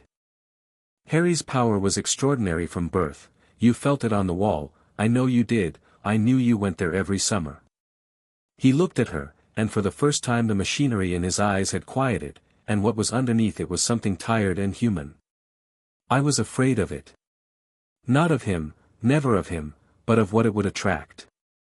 Voldemort was gone but not dead, and there were others, and a child with that power and no guidance and no protection was a child who needed guidance and protection," Minerva said. "Not chains. The bindings were meant to be a bridge," he said. "A temporary measure while I built the proper structures." "You built no proper structures," she said. "You built a cupboard." He flinched. It was small, controlled, but it was real. She pressed. "You are the most powerful wizard alive," she said. "You defeated Grindelwald. You built an order that held Voldemort at bay for years. You are capable of extraordinary things, Albus, and I've admired most of them.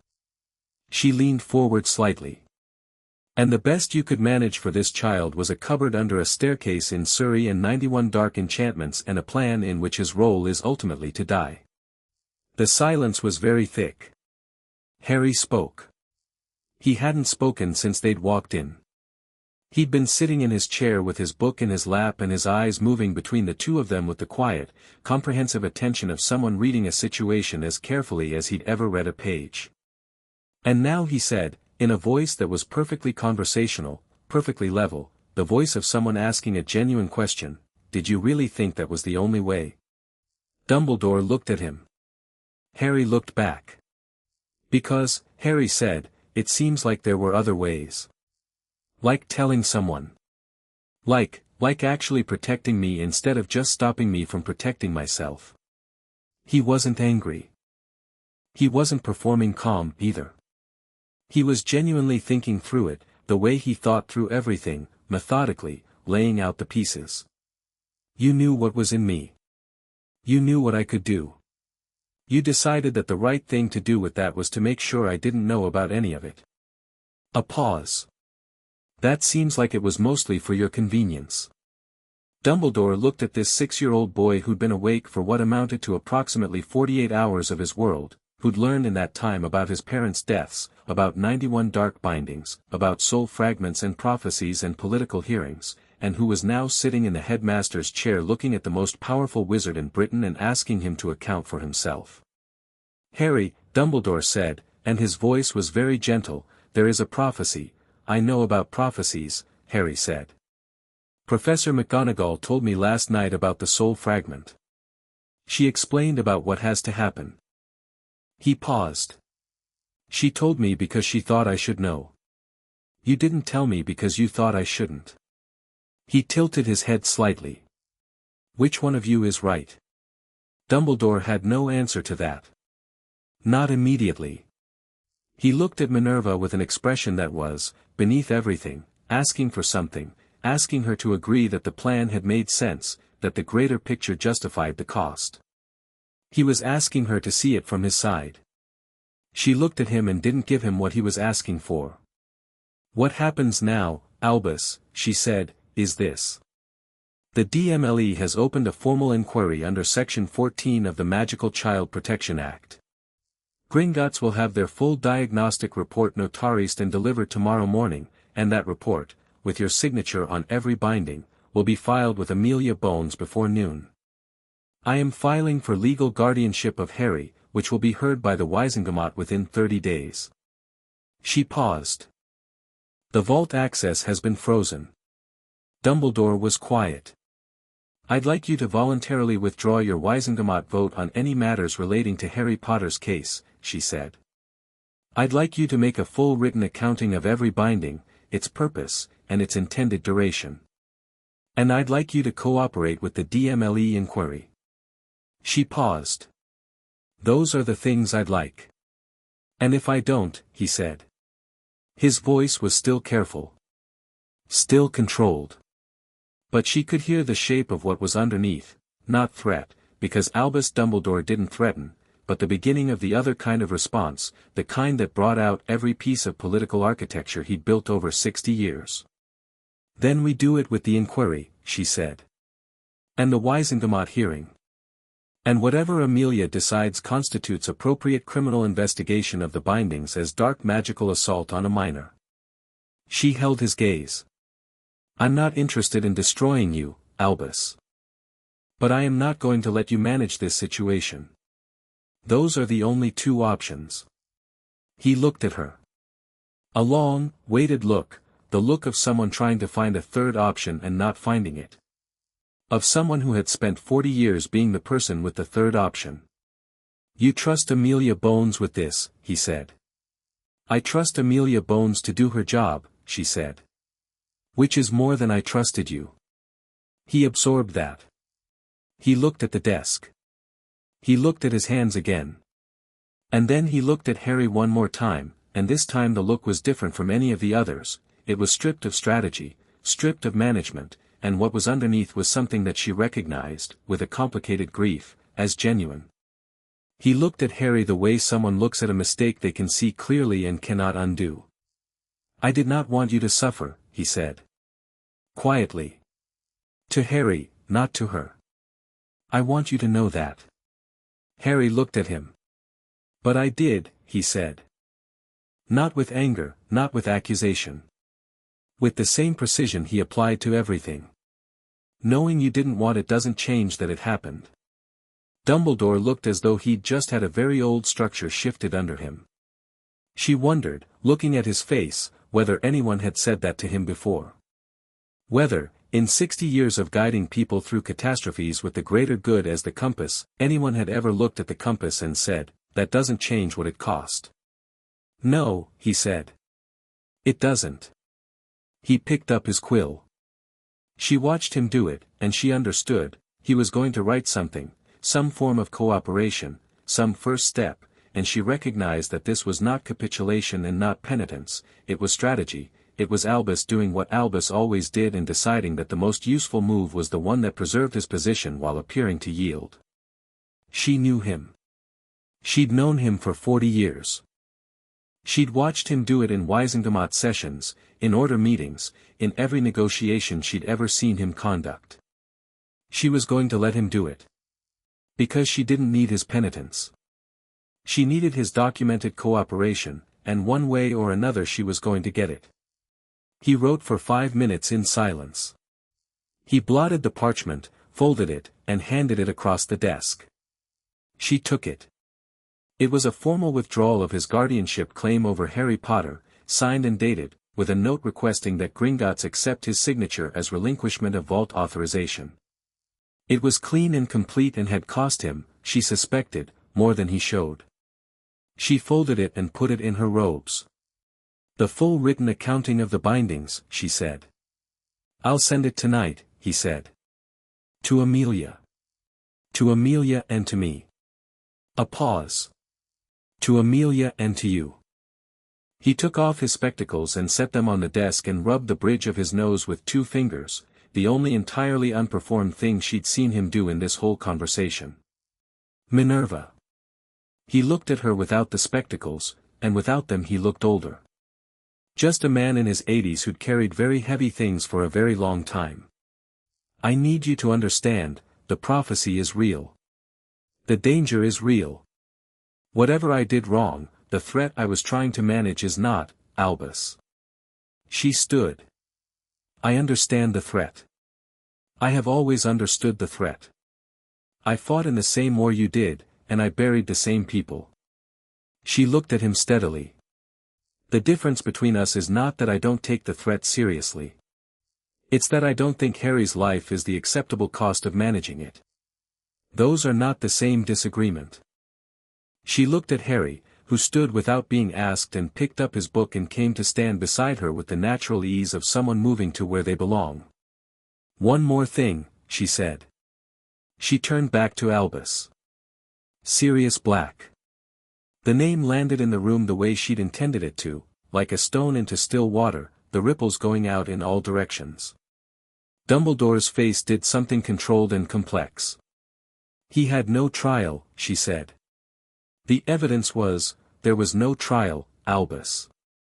She kept her voice level. "Whatever the evidence was, it was never tested in a court. He was sent to Azkaban on the strength of assumption and circumstance and the word of witnesses who were never cross-examined." She paused.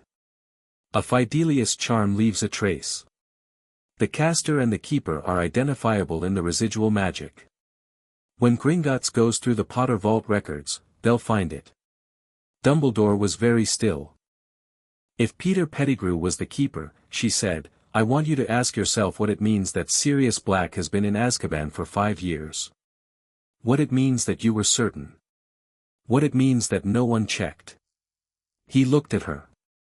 And for the first time in this conversation, for the first time, she thought, in years, Albus Dumbledore looked at her with an expression that was not managed. Not strategic. Not the face of a man running calculations. It was the face of a man looking at the possibility that one of his certainties was wrong, and the full specific weight of what that meant settling on him all at once. He said nothing. "Think about it," she said. And she left. The staircase carried them down in silence. The gargoyle resumed its position.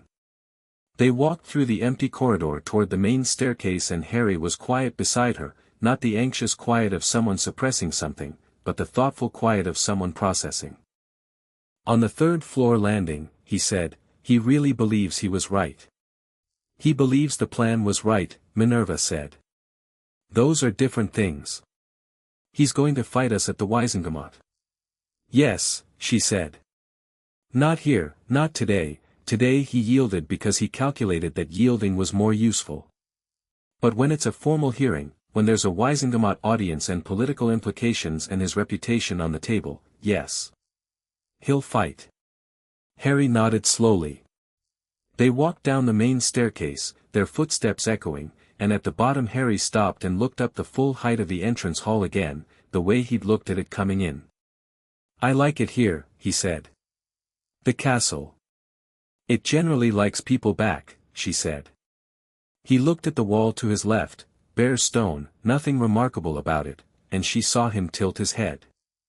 "Is there something there?" he said. "It feels," he stopped. She looked at the wall. She reached out with her Animagus sense, that deep animal layer of awareness. Even suppressed, even compressed down to 3%, even under 91 bindings, Harry's magic was responding to Hogwarts. She could feel it, that same blazing point she'd felt on the garden wall, but it was moving differently here. Not pressing against the bindings in the random, emotional way of accidental magic. Something more deliberate. Something like recognition. Hogwarts was saying hello. "The castle has its own magic," she said carefully. "It recognizes witches and wizards. Some more than others." She paused. "It appears to recognize you." He put his hand flat against the wall. The stone was warm under his palm, she could see the slight surprise of it in his face. He stood there for a moment with his hand against the Hogwarts stone and the ancient magic of the castle doing whatever it was doing between itself and a 6-year-old with a bound core and a phoenix feather destiny, and she watched it and thought that Albus had been right about exactly one thing: Harry Potter's power was extraordinary. But the conclusion Albus had drawn from that truth was not the only conclusion available. It had never been the only conclusion.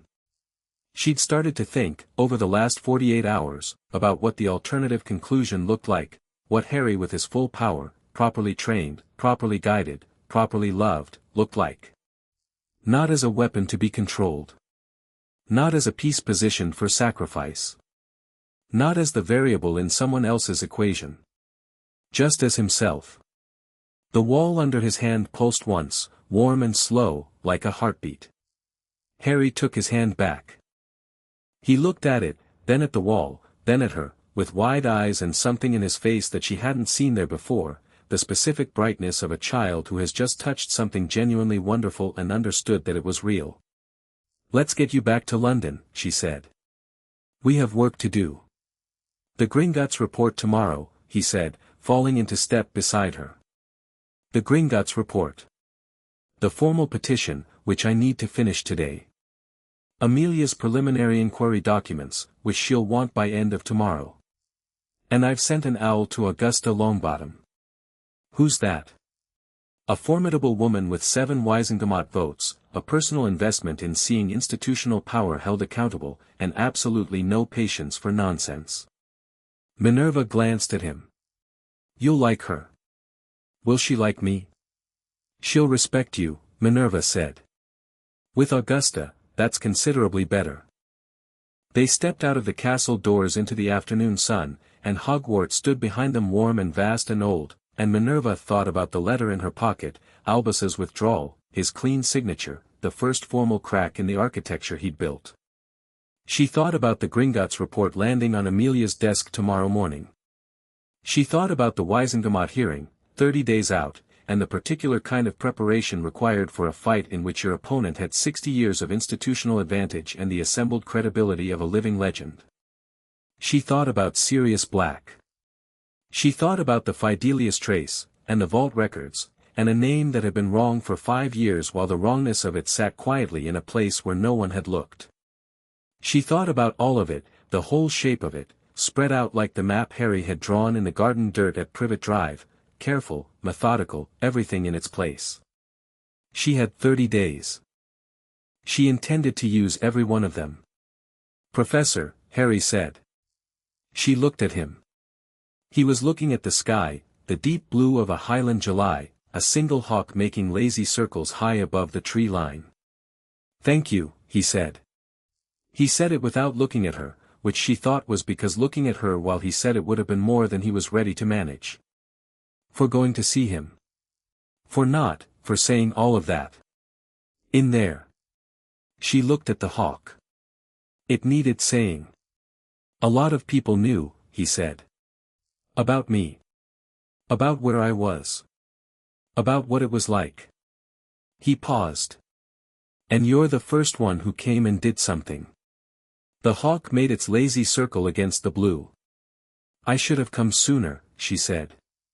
"You came," he said. They stood in the afternoon light for a moment, the woman who'd waited too long and the boy who'd waited longer, and the hawk banked on a thermal and the castle settled behind them, and then she held out her hand and he took it and the world compressed and London arrived and they had work to do. Chapter 4, Iron and Allies. Augusta Longbottom arrived at the Leaky Cauldron at 9 in the morning wearing a hat with a full stuffed vulture on it, a set of robes the color of dried blood, and an expression that suggested she'd been told everything Minerva had to tell and had spent the night deciding what she thought about it. She looked at Harry across the small breakfast table and Harry looked at her and neither of them flinched. "You're shorter than I expected," she said. "You're older than I expected," Harry said. Tom, behind the bar, made a sound that was definitely not a laugh. Minerva set down her coffee. Augusta pulled out the chair across from Harry and sat in it with the authority of someone who sat in chairs as a form of conquest, and she put both hands on the table and looked at him with sharp, dark eyes that had been looking at things clearly for 73 years and still hadn't lost the taste for it. "I read Professor McGonagall's summary last night," she said. "I want to hear it from you."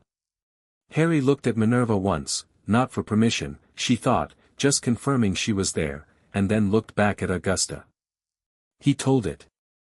Flat, clean, in the order it happened: the garden, Minerva finding him, Gringotts, the ministry, Dumbledore's office. He didn't editorialize. He didn't perform distress. He laid it out like his dirt maps, everything in its place, with the precision of someone who understood that the weight of the facts was sufficient without decoration. Augusta listened without interrupting. When he finished, she was quiet for a moment. "How are you sleeping?" she asked. Harry blinked. It was clearly not the question he'd expected. "Better than at home," he said. "Good." She looked at Minerva. "The Gringotts report?" "Arrived at 6 this morning. I've sent a copy to Amelia and I have one here." Minerva slid the sealed Gringotts documents across the table. Augusta picked them up and read them with the focused speed of someone accustomed to legal documents. She'd been on the Wisengamot for 26 years and knew how to read a charge sheet. Her expression didn't change while she read. That was the thing about Augusta, she had the opposite of a readable face. She'd trained it out of herself, Minerva suspected, after her son and daughter-in-law had been tortured into insanity by Bellatrix Lestrange, because the alternative to a controlled face was one that showed what that cost her every day, and Augusta Longbottom did not give her enemies that. She set the report down. She looked at it. She said, 91 counts of dark magical binding on a minor, applied without consent or oversight. She paused. Under the Magical Child Protection Act of 1921, each individual binding constitutes a separate criminal offense. The financial misappropriation from the trust vault is a separate charge under Gringotts Compact law. She looked at Minerva. "He's looking at, I know what he's looking at," Minerva said. "He'll claim wartime necessity. Extenuating circumstances. The Wisengamot is going to be a bloodbath. I'm aware." Augusta looked at her steadily. "How many votes do you have?" Yourself, Amelia, and myself, which is 8 directly. Another 4 who I believe will follow the evidence if it's presented correctly. Minerva folded her hands. Dumbledore has 7 solid and 12 probable. The math currently favors him. Not if we bring in the right people before the hearing, Augusta said. She picked up her tea. She drank it in a single decisive movement. Cornelius Fudge is useless, he'll go wherever the political wind blows, which means whoever gets to him last. Bartemius Crouch is compromised by his own history with dark magic prosecutions, he tends to overcorrect toward severity when he's embarrassed, which could go either way. She set the cup down. Griselda Marchbanks owes me a significant favor. That's 2 more votes. She'll want to see the Gringotts report. She'll want to see the boy, Augusta said. She looked at Harry. Can you be articulate in a formal setting? I'm articulate now, Harry said. Augusta looked at him for a moment. Then the corner of her mouth moved, just slightly, the absolute minimum expression she appeared to be willing to offer, and she picked up the Gringotts report again. We'll make it work, she said. To Minerva, as though Harry hadn't spoken, though Minerva was fairly certain Augusta was perfectly aware he had and considered the answer sufficient. There's another matter, Minerva said. Augusta waited. Sirius Black. Augusta's teacup made a sharp sound against its saucer. She looked at Minerva with an expression that was, briefly, unguarded, something that lived between grief and anger and had been sitting there for 5 years untouched. Frank always said Sirius was innocent, she said. Quietly. Frank Longbottom, her son, who had known Sirius from their shared order days, who had been tortured into permanent incapacity before he could say it to anyone who mattered. He told me, before Bellatrix. Her voice was even. He told me Sirius would never have betrayed James. That there was something wrong with the story. The Fidelius trace will confirm it, Minerva said. Gringotts is reviewing the Potter Vault records now. We should have the trace analysis by end of week. Augusta looked at the table for a moment. She looked at Harry. Your father's best friend, she said. You know that? Professor McGonagall told me, Harry said. He's been in Azkaban 5 years for something he didn't do. Allegedly, Augusta said. Then, though I've stopped believing in coincidental allegations where Dumbledore's certainty is involved. She picked up her gloves from the table and began pulling them on with the decisive efficiency of someone transitioning from conversation to action. I'll speak to Griselda today. I'll also reach out to Tiberius Ogden, he's been looking for a reason to vote against Dumbledore's chief warlock position for 3 sessions. She stood. Minerva. The guardianship hearing is our first front. Get that established. Everything else, the criminal inquiry, Black, moves better once you have legal standing as the boy's guardian. It changes your standing in the room. I know, Minerva said. Augusta looked at Harry one more time. Do you play chess? She asked. No, he said. Learn, she said. It's useful for understanding how adults fight. And she swept out of the leaky cauldron with the decisive momentum of someone who had places to be and the energy of someone half her age. Harry watched her go. He looked at Minerva. I like her, he said, with the same thoughtful tone he'd used to say he liked the castle. Most people find her terrifying, Minerva said. She's honest, he said, as if this explained everything. For him, Minerva suspected, it probably did. The Gringotts session started 4 days later. Minerva had prepared Harry as well as she could, explained what the removal process would feel like, what Griplock would do, what to expect afterward. He'd listen with his usual precision and said, at the end, and each session takes off some of them. The surface ones first, she said. The structural 7 last.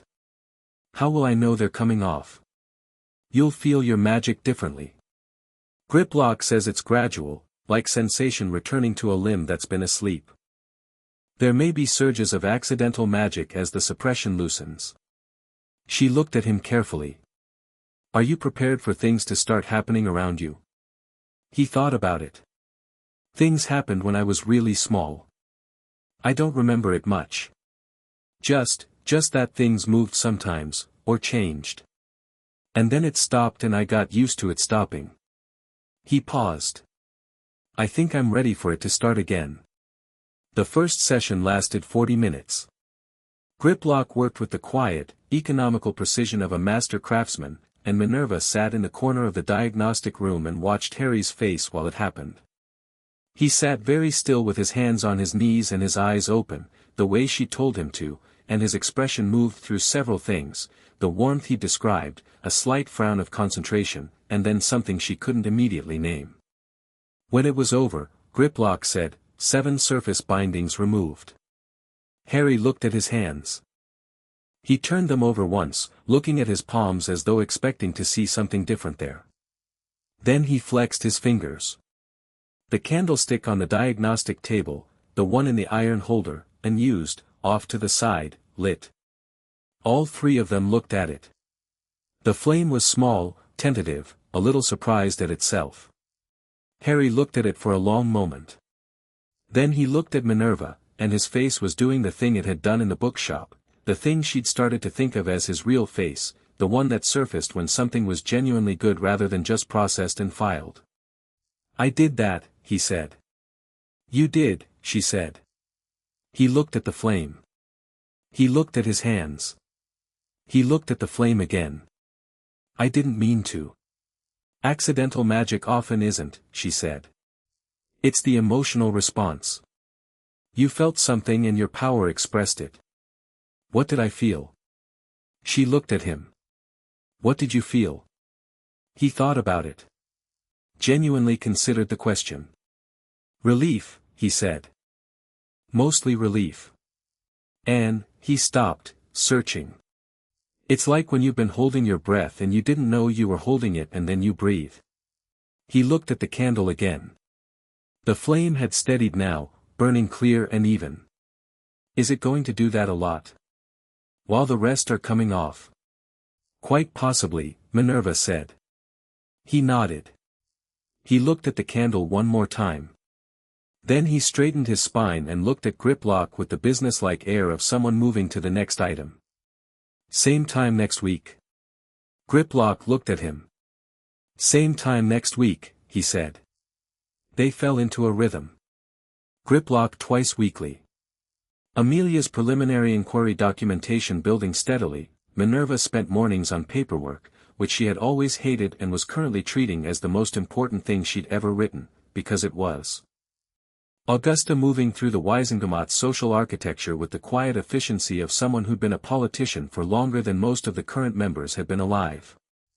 Harry reading, and exploring the 4-block radius around the leaky cauldron that Minerva had designated his range, and turning up at mealtimes with new observations about London that he delivered with the systematic pleasure of a naturalist cataloguing a new habitat. He had a favorite spot on the embankment.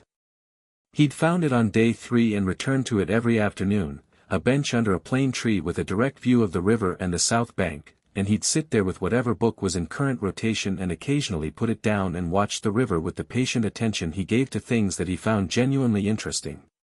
She'd gone with him twice and sat beside him and let the afternoon be what it was, and those had been, she thought, among the most uncomplicated hours of the past week. The accidental magic got livelier as the sessions progressed. On the 3rd session, 11 bindings removed, Harry's tea levitated 18 inches off the table at the leaky cauldron because Tom's cat came out of nowhere and knocked over a mop directly behind him. Harry spun, located the cat, located the mop, and then looked at the floating tea with an expression of personal betrayal. He lowered it back to the table with the careful focus of someone discovering they could do a thing and immediately wanting to understand its parameters. Can I learn to do that on purpose? He asked. Eventually, Minerva said. When we have a wand. He looked at his tea. He looked at his hand. He looked at the tea again. It rose half an inch. Harry, she said, without looking up from her paperwork. I'm just testing, he said. Test less in public. He put the tea down. But she could see from her peripheral vision the very small, very satisfied expression he was trying not to have. On the fourth session, 19 bindings removed, they arrived at Gringotts to find Griplock waiting in the corridor with a second goblin Minerva hadn't seen before, older, more senior, with the particular stillness of someone very high up in the Gringotts hierarchy. "Director Ragnarok," she said. The director of Gringotts looked at her. He looked at Harry. "Potter," he said. "Ragnarok," said Harry, who had apparently decided that if Minerva was on first-name terms with the Gringotts director, he could manage without a title. Something shifted in Ragnarok's expression. "We've completed the Fidelius trace analysis," he said. He produced a sealed document, heavier than the diagnostic report, the seal on it carrying the full Gringotts crest.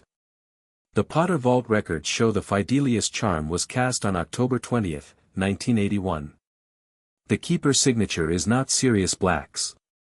He held the document out to Minerva. "It is Peter Pettigrew's." Minerva took the document. She held it. She looked at the date on the seal, the official Gringotts confirmation, the notarist signature of Director Ragnarok himself at the bottom. 5 years. 5 years and 3 weeks, and it had been there in the magic the whole time, legible to anyone who'd thought to look. "Has Amelia Bones been notified?" she said. "We've sent her a copy simultaneously," Ragnarok said. "Per standard DMLE evidence protocol." "Good." She looked at Harry, who was looking at the document in her hands with an expression she was learning to read, the compression of something large into the controlled space he kept for things that were too big to feel all at once in public. He'd been doing it since she told him about his parents. He didn't perform emotions. He stored them in a place she suspected he visited when he was alone, and he processed them there. "Sirius Black is innocent," he said. "The trace strongly suggests so," she said. "This will be the evidence Amelia needs to request a formal Weisengamot review of his case. How long until he gets out?" She thought about the politics. The Weisengamot sessions. The review process, the bureaucracy, the way institutional machinery moved. She thought about Azkaban, and Sirius's eyes through the bars, and 5 years. "I'm going to push hard," she said. "As fast as I possibly can." He nodded once. He looked at the document for another moment. Then he went into the diagnostic room and sat in the chair and looked at Griplock and said, "Ready," with the businesslike air that she was starting to understand was how Harry Potter approached things he couldn't control, by controlling what he could, which was his own response to them. Amelia's office, 2 hours later, was in a state of organized frenzy. 2 of her aurors were at desks pulling files, her secretary was sending simultaneous OWL messages, and Amelia herself was standing at her window with the Gringotts Fidelius document in one hand and an expression that was doing several complicated things at once. She turned when Minerva came in. She looked at Harry. She looked back at Minerva and said, "Pettigrew." "Pettigrew," Minerva agreed. "His body was never found." "No. 13 Muggles dead, 1 finger, a crater in the road. Black convicted on Black's own supposed confession and 15 witness accounts of the explosion." Amelia set the document down with the careful precision of someone setting down something that might be explosive. If Black cast Avada Kedavra 13 times in broad daylight, there would be a specific residual magical signature at the scene. "I pulled the original incident report from 81. She pushed a file across the desk. "No killing curse residue." The spell signature at the site was consistent with a single, large yield area effect curse. Pettigrew's recorded specialty was area effect blasting hexes. "It's in his Hogwarts academic record." Minerva picked up the file. She read it. She set it back down. "He blew up the street himself," she said. "Cut off his own finger to leave evidence. Then transformed." "Into what?"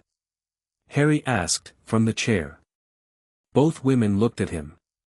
He was looking at the incident report with the sharp attention of someone who'd been listening to every word. "If Pettigrew faked his death and ran," he said, "he went somewhere. People don't just disappear." He'd have had to go somewhere and stay there. How? Amelia looked at him for a moment. She said, "Are you familiar with Animagi?" Harry looked at Minerva. "Professor McGonagall is one," he said. "A cat." Pettigrew, Amelia said, was a registered, no, wait. She pulled another file. She read it. "He's not on the registry." She looked up slowly. "He's an unregistered Animagus." "What form?" Minerva said. "We'd have to find him to know," Amelia said. "But small enough to hide. Small enough to go unnoticed for years." She looked at the window. She looked at the river. He could be anywhere. He could be in someone's house right now. "A rat," Harry said. Both women looked at him again. He was looking at the middle distance with his thinking face on, the focused, systematic quality of someone following a logical chain to its end. "If I wanted to disappear and stay hidden for years," he said, "and I could turn into an animal, I'd pick something people don't look twice at. That lives with people but doesn't get examined. Something you can move around in without anyone asking questions." He paused. "A rat. Or a mouse. But a rat's more robust." Amelia looked at Minerva. Minerva looked at Amelia. There was a pause of the kind that occurs between two experienced people who've just had a 6-year-old beat them to a logical conclusion. "I'll put out a quiet inquiry," Amelia said. "Known associates, anyone with a rat they've acquired in the last 5 years." She wrote a note. "It's a long shot. Most of this has been," Minerva said. "Most of this has also been correct." Amelia put the note aside and straightened. "The Black Review, I can file the petition for emergency case review today, with the Fidelius trace as primary evidence. The Wisengamot will schedule a review hearing. Given the gravity of the new evidence, I can argue for emergency expedited review, which means a hearing within 2 weeks instead of the standard 60 days. "Do it," Minerva said. "I'll need your formal testimony as a witness. You visited him in 82. I'll give you anything you need." Amelia nodded. She picked up her quill and began to write and then stopped. She looked up. "Have you told Harry about who Sirius is, specifically?" "To him?" Minerva had told Harry that Sirius was James Potter's best friend, that he'd been the Potter's original intended secret keeper, that he was innocent. She hadn't told him the specific nature of the guardianship situation, that Sirius, had he not been imprisoned, would likely have been Harry's legal guardian. She'd been waiting for the right moment, which she'd recognized, in the cautious way of someone who'd already managed many revelations in a short time, was partly procrastination. She looked at Harry. He was looking at her with the expression that told her he'd already noticed the pause and was cataloging it. "You're going to tell me something else," he said. "Sirius Black," she said, "was named your godfather. In your parents' will." She watched his face. "If he had been free, if things had gone differently in 1981, you would have gone to him. Not to the Dursleys." The office was quiet. Outside, an owl landed on the windowsill, waited for Amelia to take its message, and departed. Harry sat in his chair and looked at Minerva and breathed, slow and deliberate, the way he breathed when he was taking something large into a small space. "He would have wanted me," he said. "Without question," she said. "He loved your father. He loved your mother. Sirius Black would have raised you as his own without a moment's hesitation." Harry looked at the window. He was quiet for long enough that the office sounds filled up around it, quill on parchment, the distant noise of the ministry, a muffled argument somewhere down the corridor. "We have to get him out," he said. Not with urgency, not with heat. With the same settled certainty she'd heard in his voice in the headmaster's office when he'd looked at Dumbledore and asked him to account for himself. The certainty of someone who had decided something completely. "We're going to," she said. He nodded. He turned back to the room with the look of someone returning from somewhere private. He looked at Amelia. "Is there anything I can do?" "For the hearing, or the evidence, or anything. Amelia looked at him steadily. Right now, she said, the most useful thing you can do is what you're doing. Stay with Professor McGonagall. Go to Gringotts. Let the evidence build. A pause. And when the time comes to be in a room with the Wisengamot and tell them what happened to you, I need you to do exactly what you did in my office the first time. Just the facts. Just the truth. No performance. I'm not good at performance, he said. I know, she said. That's why you're our best witness. The second week brought the provisional guardianship order. It arrived on a Tuesday, formal parchment with the ministry seal and Amelia's countersignature and the specific legal language that transferred Harry Potter's guardianship, on a provisional basis pending the full Wisengamot hearing, to Minerva Isabel McGonagall. It was 4 pages of dense text that Harry read in full, all 4 pages, before he looked up. So you're officially my guardian now, he said. Provisionally, she said. The formal hearing will confirm it. He looked at the document. He looked at her. He said, in the carefully calibrated tone he used for things that were new enough to be uncertain about, what does that mean? In practice. In practice, she said, it means I'm responsible for you. Your welfare, your education, your medical care, your decisions until you're of age. She paused. It means that anyone who wants to make decisions about your life has to come through me first. He looked at the document again. He was very quiet for a moment, the private place quiet, the processing kind. I've never had that before, he said. I know. Someone who, he stopped. Tried again. At Privet Drive, decisions happened to me. I didn't have any say, and neither did anyone, there was no one on my side of things. It was just what they decided. He turned the document over in his hands, looking at the seal. And now it's different. Yes, she said. It is. He handed the document back to her. He was looking at his hands again, and she'd learned by now what that meant, he was checking in with himself, with whatever internal landscape he was tending. Thank you, he said. For the second time. The first time had been on the Hogwarts lawn in the afternoon sun. This time it was in a room in the leaky cauldron over provisional guardianship paperwork, and it carried, she thought, even more weight. You're welcome, she said. And meant it with everything she had. That evening she took him to Edinburgh. She'd been intending to do it for days and had been finding reasons to delay, which she recognized as the particular hesitation of someone making a commitment real by making it physical. Her flat in Edinburgh was her home, not a leaky cauldron room, not a temporary arrangement, not a transitional space.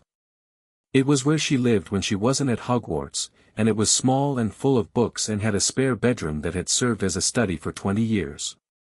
She'd spent 3 days last week turning it into something else. She hadn't told him what she'd done.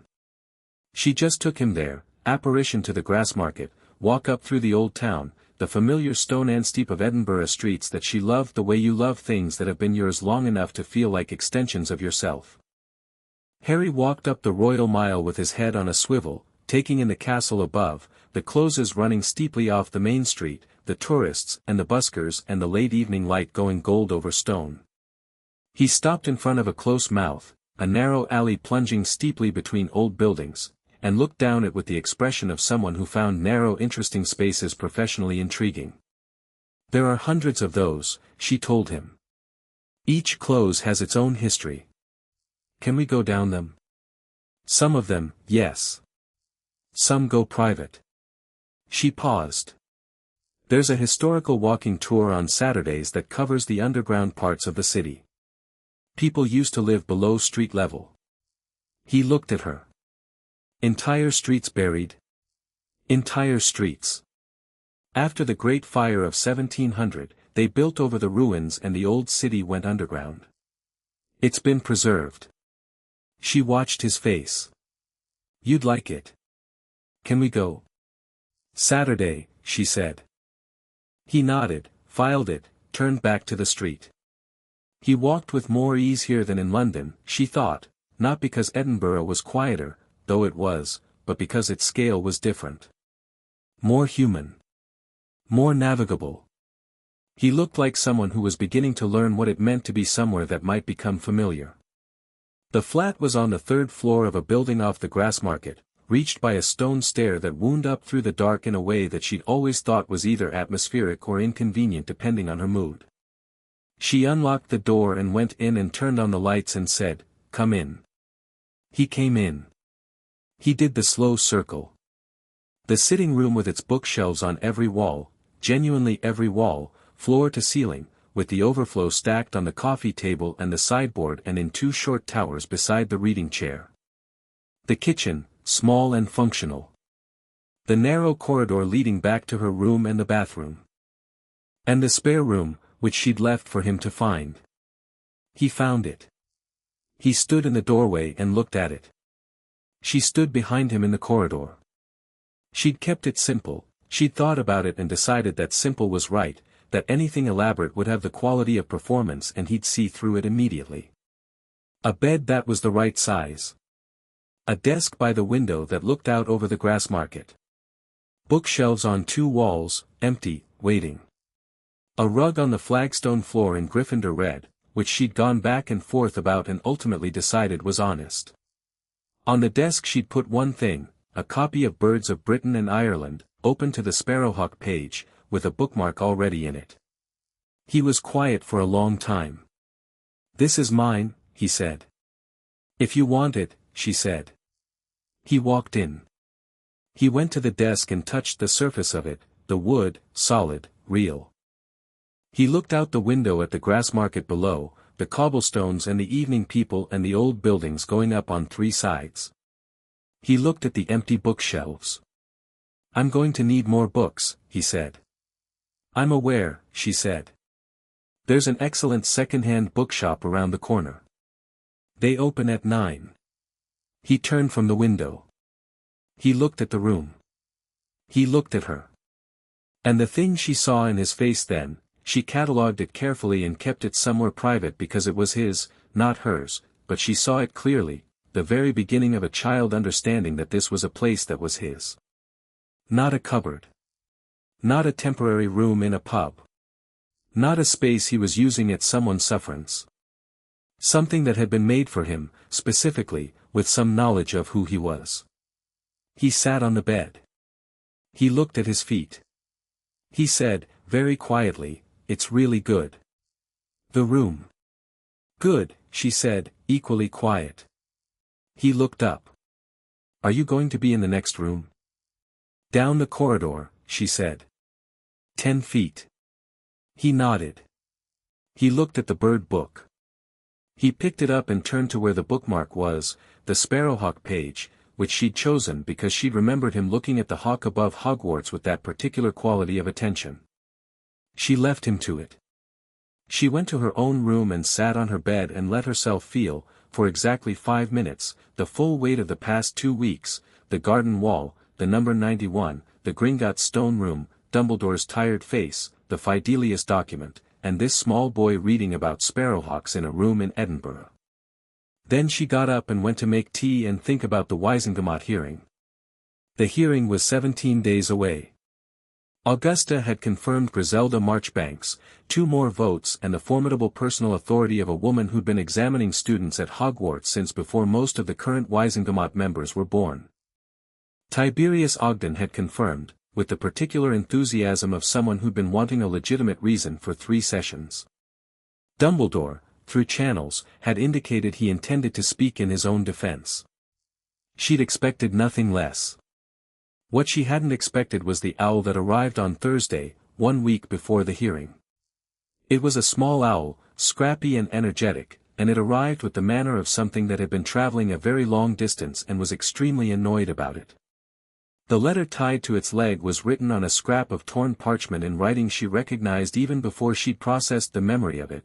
James's handwriting had been the same, that distinctive left-leaning slant, and seeing it on Sirius's letter was like a door opening into a room she'd visited only once.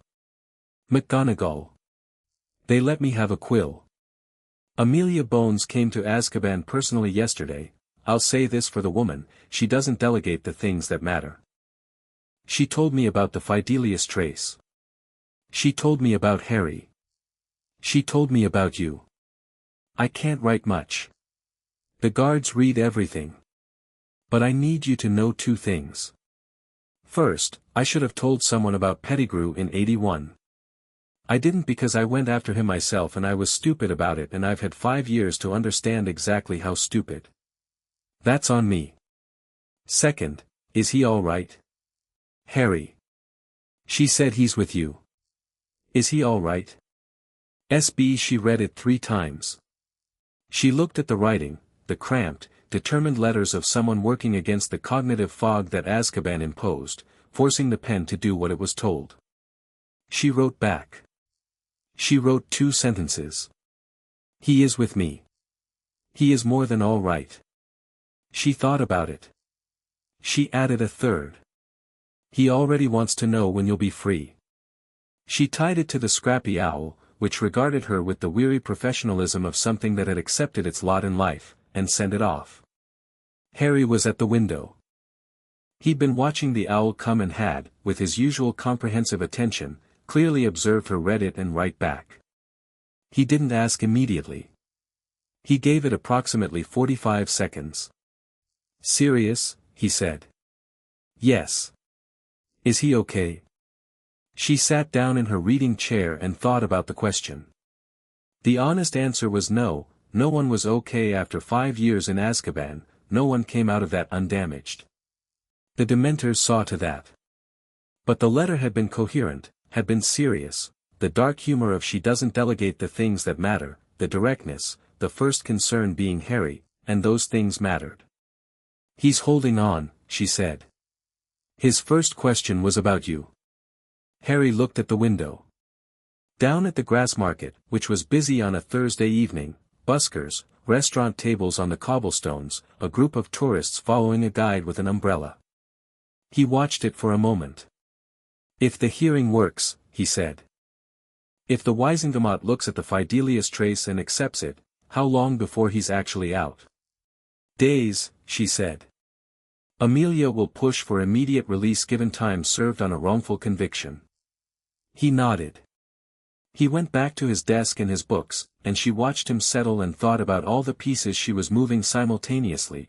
Guardianship hearing in 17 days, Sirius's case review 2 weeks after that, the ongoing Gringotts sessions, the Dumbledore criminal inquiry building in Amelia's department, and somewhere out there, moving through the wizarding world in a small furry body with a missing finger, Peter Pettigrew.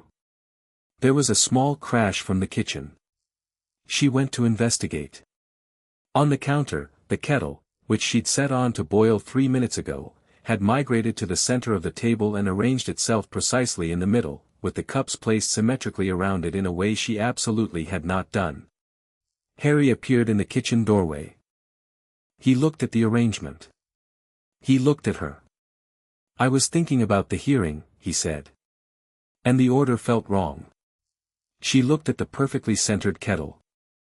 She looked at him. Are you rearranging my kitchen with accidental magic? He considered whether to argue the accidental part. Yes, he said. She looked at him. At the kettle. At the completely unnecessary but geometrically precise cup arrangement. The cups should be on the same side as the milk, she said. If we're making it systematic. He moved them. Deliberately. The cup slid 6 inches to the right with the focused concentration of a 6-year-old who had recently discovered that he could move things and was applying this discovery to every available surface. Better, she said. She poured the tea. She handed him his cup and sat at the kitchen table and said, the hearing, then. Tell me what's worrying you. He sat down across from her with his cup in both hands. He always held it in both hands, she'd noticed, the way children do when something is warm and they want to keep the warmth, and he said, Dumbledore's going to say he did it for the greater good. And some of them are going to believe him. Because they've always believed him. Yes, she said. And the ones who've always believed him, what changes their mind? Evidence. Evidence helps, she said. But you're right that it's not just evidence. It's the evidence and the person it was done to, in the same room. She looked at him steadily. That's why you're going to be there. He looked at his tea. They're going to look at me. Yes. A lot of people looking at me. Deciding things.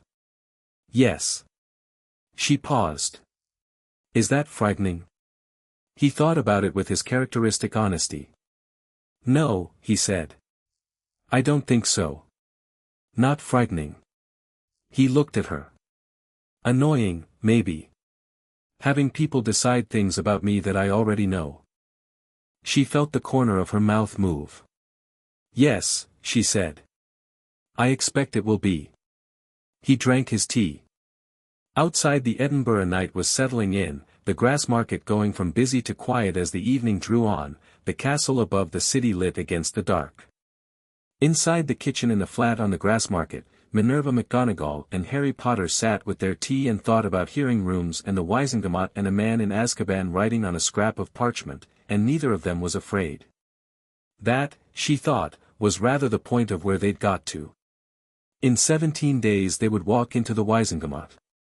They would lay the evidence out, 91 bindings, a Fidelius trace, a vault robbed and a child in a cupboard, and they would make the institution look at what it had permitted, and they would make Albus Dumbledore answer for it in a room full of people who could no longer claim they hadn't known. In 17 days. Tonight there was tea, and a castle lit against the dark, and Harry reading his bird book at the kitchen table because he'd moved to the kitchen and neither of them had commented on it.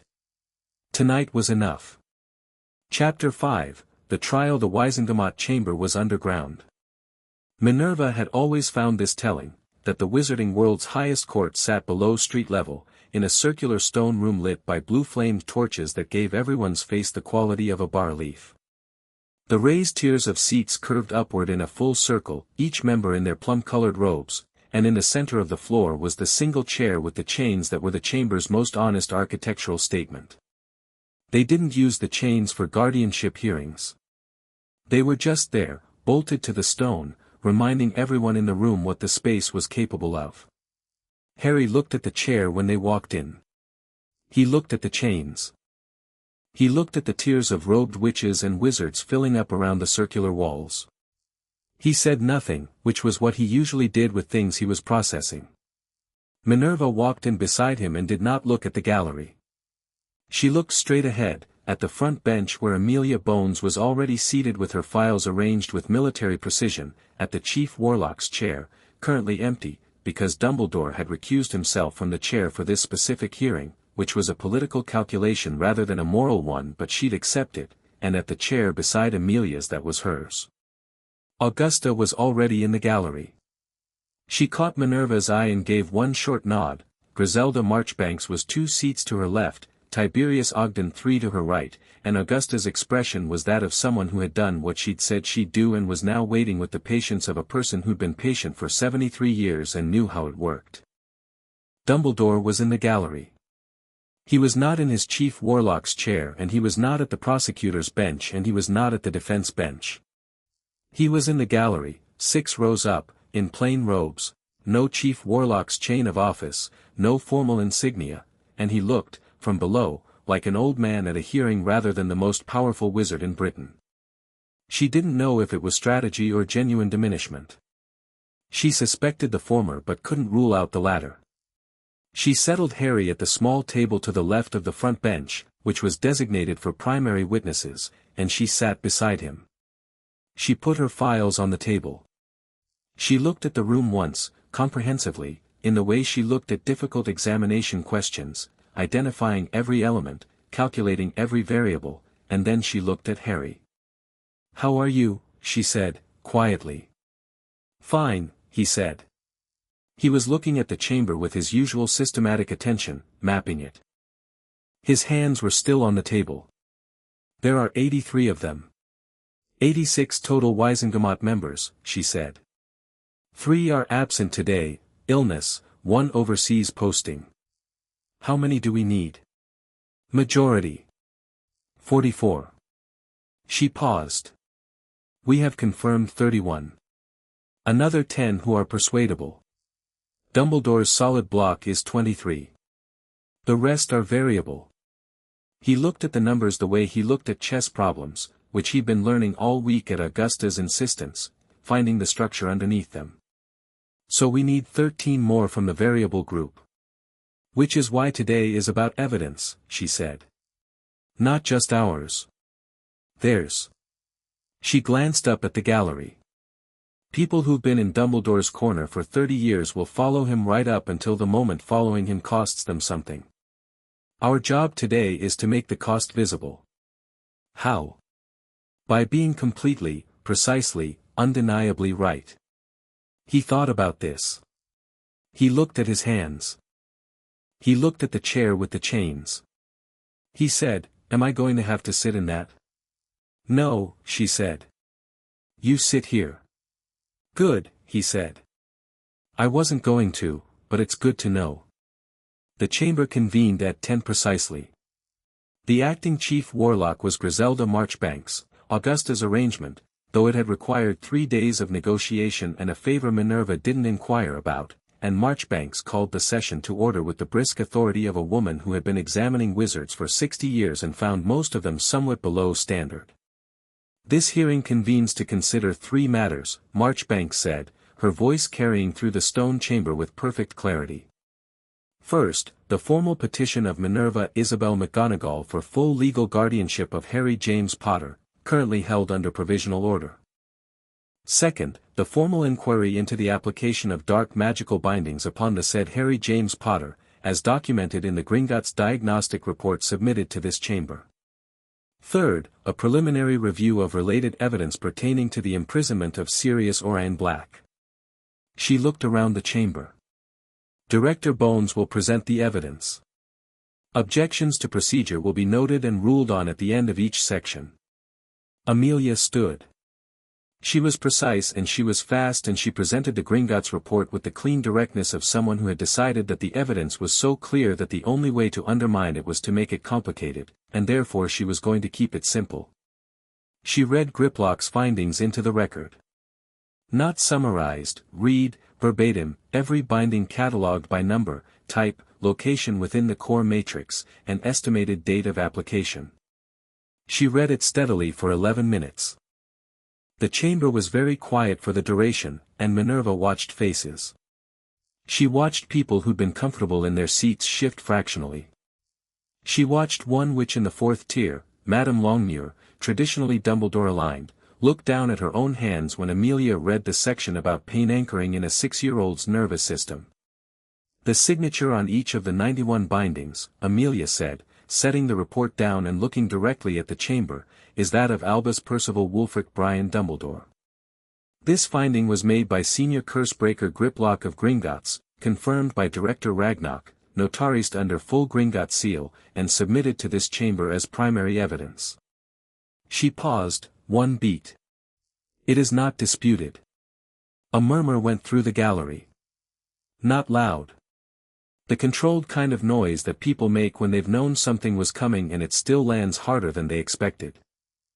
Dumbledore sat in the gallery with his hands folded and his expression careful and said nothing. "I would now like to call Harry Potter," Amelia said. He stood. He walked to the front of the floor, not to the chain chair, to the small podium beside it that had been agreed upon for minor witnesses, and he stood behind it and looked at 83 members of the Wisengamot with the same complete, unafraid attention he'd given Dumbledore in the headmaster's office. He was small behind the podium, it was made for adults and came up to his chest, and the image of it, she knew, was doing considerable work in the chamber without anyone having to say a word. Marchbanks looked at him. "State your name for the record." "Harry James Potter." "Age?" 6. The chamber was so quiet she could hear the torches. Amelia stepped forward. "Harry, I'm going to ask you some questions and I'd like you to answer them simply and honestly. If you don't understand a question, say so." "Okay," he said. "Where have you been living since November 1981? "Number 4, Privet Drive, Little Whinging, Surrey," he said. "With my aunt and uncle, Petunia and Vernon Dursley, and my cousin Dudley." "Can you describe your living arrangements there?" He described them. He used the same flat, precise language he'd used with Minerva in the garden, the cupboard, the shelf for his clothes, the cat flap, the cooking and cleaning, the rules about questions and magic. He said it the way he said everything, without drama, without reaching for sympathy, just the facts laid out in order.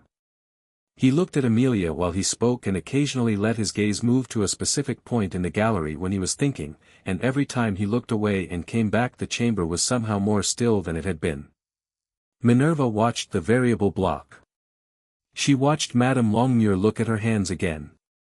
She watched Hector Ogden, Tiberius's cousin, traditionally cautious, lean forward fractionally. She watched a younger member, a witch in the third row whose name she knew was Doris Crockford, press 2 fingers against her lips and hold them there. "Thank you," Amelia said, when Harry finished. "Now, Harry, I'd like to ask you about your magic. Or rather, about your awareness of it. Prior to 2 weeks ago, what was your understanding of your own magical ability?" "I thought I didn't have much," he said. "Things happened when I was very small but it stopped.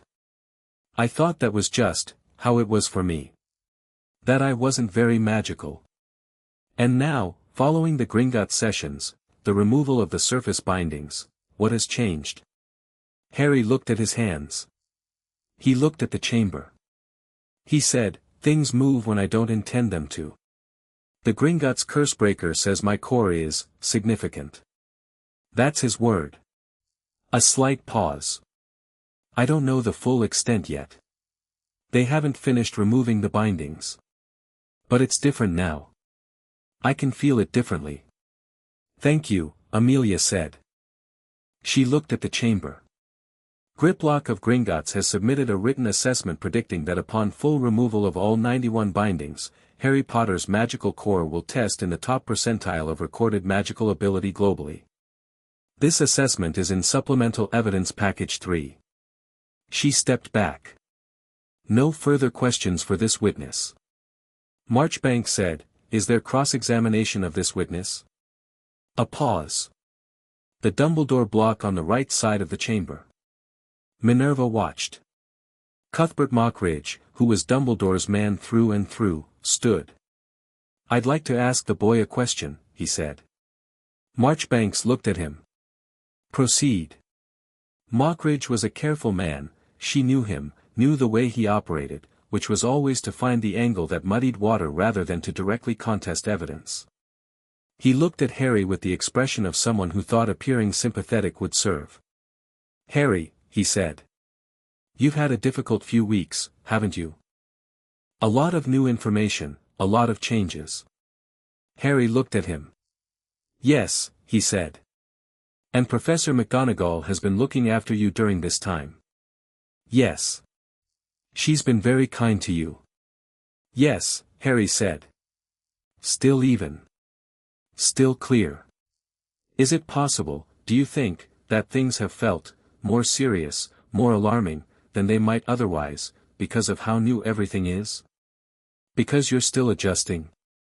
Harry looked at Mockridge with the complete, direct attention he gave everything, and Minerva could see, from where she sat, the precise quality of assessment going on behind those green eyes. "No," he said. "Is it possible that 91 dark bindings feel less serious than they are?" The chamber made a sound. Not exactly a laugh. The sound of a room recalibrating. Mockridge's expression moved through 3 things quickly. He said, "I simply mean, I know what you mean," Harry said. He wasn't unkind. He wasn't sharp. He was precise. "You mean that maybe I'm confused or influenced by Professor McGonagall. But I'm not confused. The Gringotts report shows what was done. I didn't know about most of it until 2 weeks ago. The facts haven't changed based on what I know about them." He paused. "I slept in a cupboard for 6 years. I cooked breakfast every morning. Those things happened whether I understand all the reasons for them or not." Another silence. Mockridge sat down. He had the expression of someone who'd put a hand into water expecting it to be shallow and found something considerably deeper. Marchbanks said, "Thank you. The witness may return to his seat. Harry came back to the table. He sat down. He looked at Minerva. He said, very quietly, "Did that help?" "Yes," she said. "Quite a lot." He nodded and folded his hands on the table. Amelia moved to the second phase with the efficient momentum of someone who planned the pacing carefully. She presented the guardianship petition, Minerva's formal documentation, the DMLE welfare assessment, the provisional order already in place, and called Minerva herself to the podium. Minerva stood. She walked to the front with the 50 years of accumulated professional authority that were, in moments like this, genuinely useful. She looked at the chamber and she said what she'd been preparing to say for 17 days. She told them about the garden wall. About the Animagus sense and what it found. About the 5 annual checks she'd conducted, each one insufficient, each one telling her something was wrong in ways she'd let herself not pursue. She did not perform guilt. She did not dress up her account. She said, "I conducted these checks and I did not do enough, and I am saying this on record because it is the truth and because accountability for the failures in this situation is not limited to one person." She watched Dumbledore in the gallery hear that. She watched him look at his hands. She described the Dursley household in clinical terms. She described Harry's physical state, his emotional presentation, his living conditions. She described, with precise medical language borrowed from the letter Poppy Pomfrey had given her after being shown the Gringotts report, Poppy who had been furious, quietly, comprehensively furious in the way of healers confronted with preventable harm, what chronic suppression of accidental magic through pain response conditioning did to a developing child's relationship with their own emotional expression. She described what she'd seen in that garden in Little Whinging and then she stopped describing and let the chamber sit with it. "Professor McGonagall," Marchbanks said. "You're requesting full legal guardianship. The chamber is aware that Harry Potter has significant family assets and a complex magical profile. In your view, what is the most important quality of the care you intend to provide?" Minerva looked at the chamber. She thought about how to answer this, what the political answer was, what the legal answer was, what the correct answer was. She gave the correct answer. "I intend to tell him the truth," she said. "About his parents, about his power, about what has been done to him and what the world expects of him. I intend to give him the information he needs to make his own choices rather than the managed ignorance that makes him easier to maneuver." She paused. "He is not a chess piece. He is a child, and a remarkable one, and he deserves to grow up knowing what he is and having the ability to decide what to do about it." She returned to her seat. She sat down. Harry looked at her sideways. "Chess piece," he said, very quietly. "Augusta's vocabulary is contagious," she said. Albus Dumbledore stood. He did it quietly, from the gallery, and the chamber fell silent simply from the fact of him standing, because 60 years of authority created a gravitational field that even a room full of people who were about to vote against him still felt. He stood and looked at Marchbanks. "If I may address the chamber," he said. Marchbanks looked at him over her spectacles.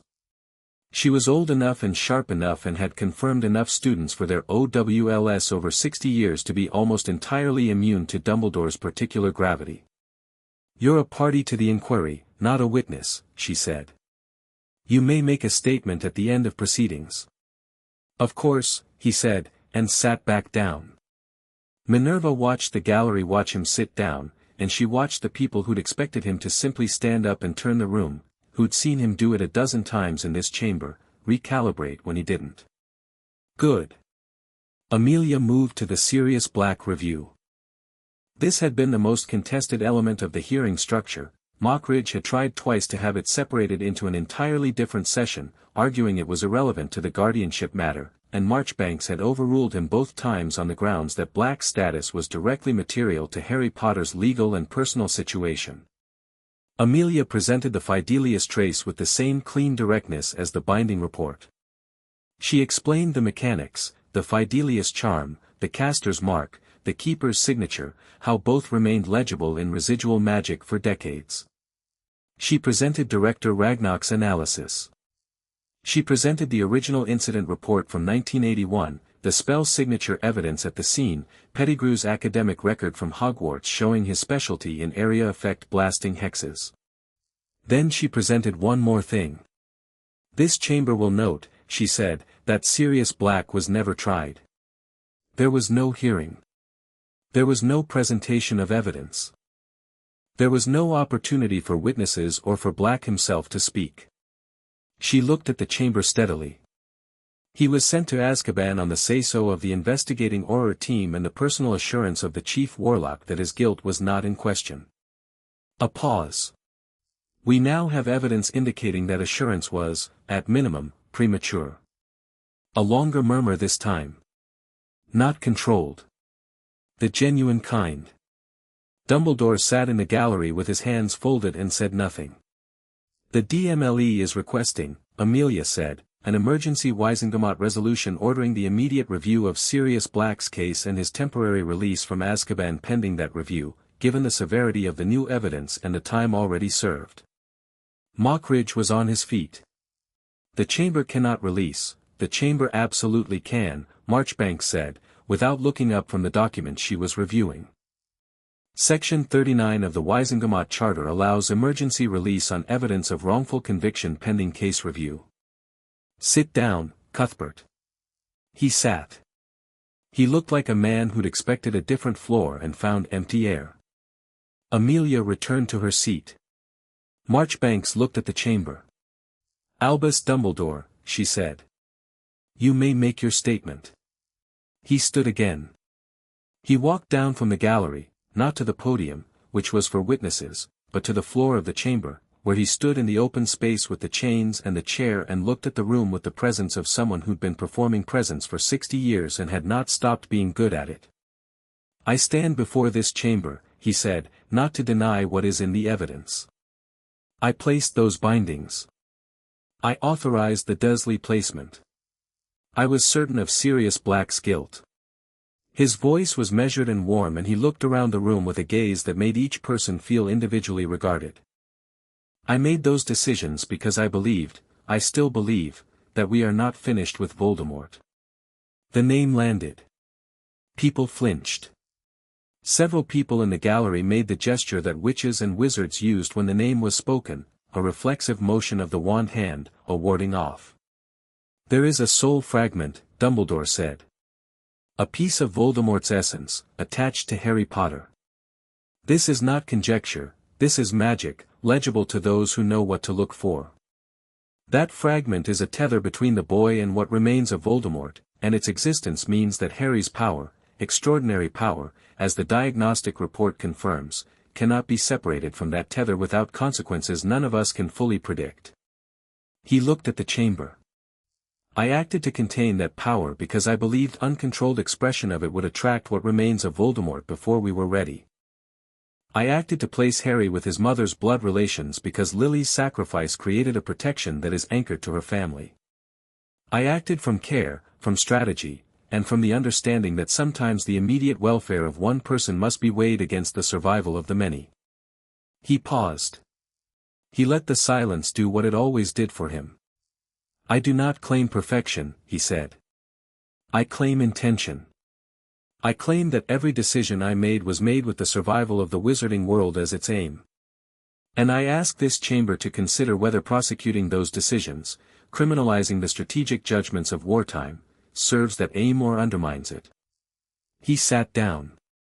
The chamber breathed. Minerva stood.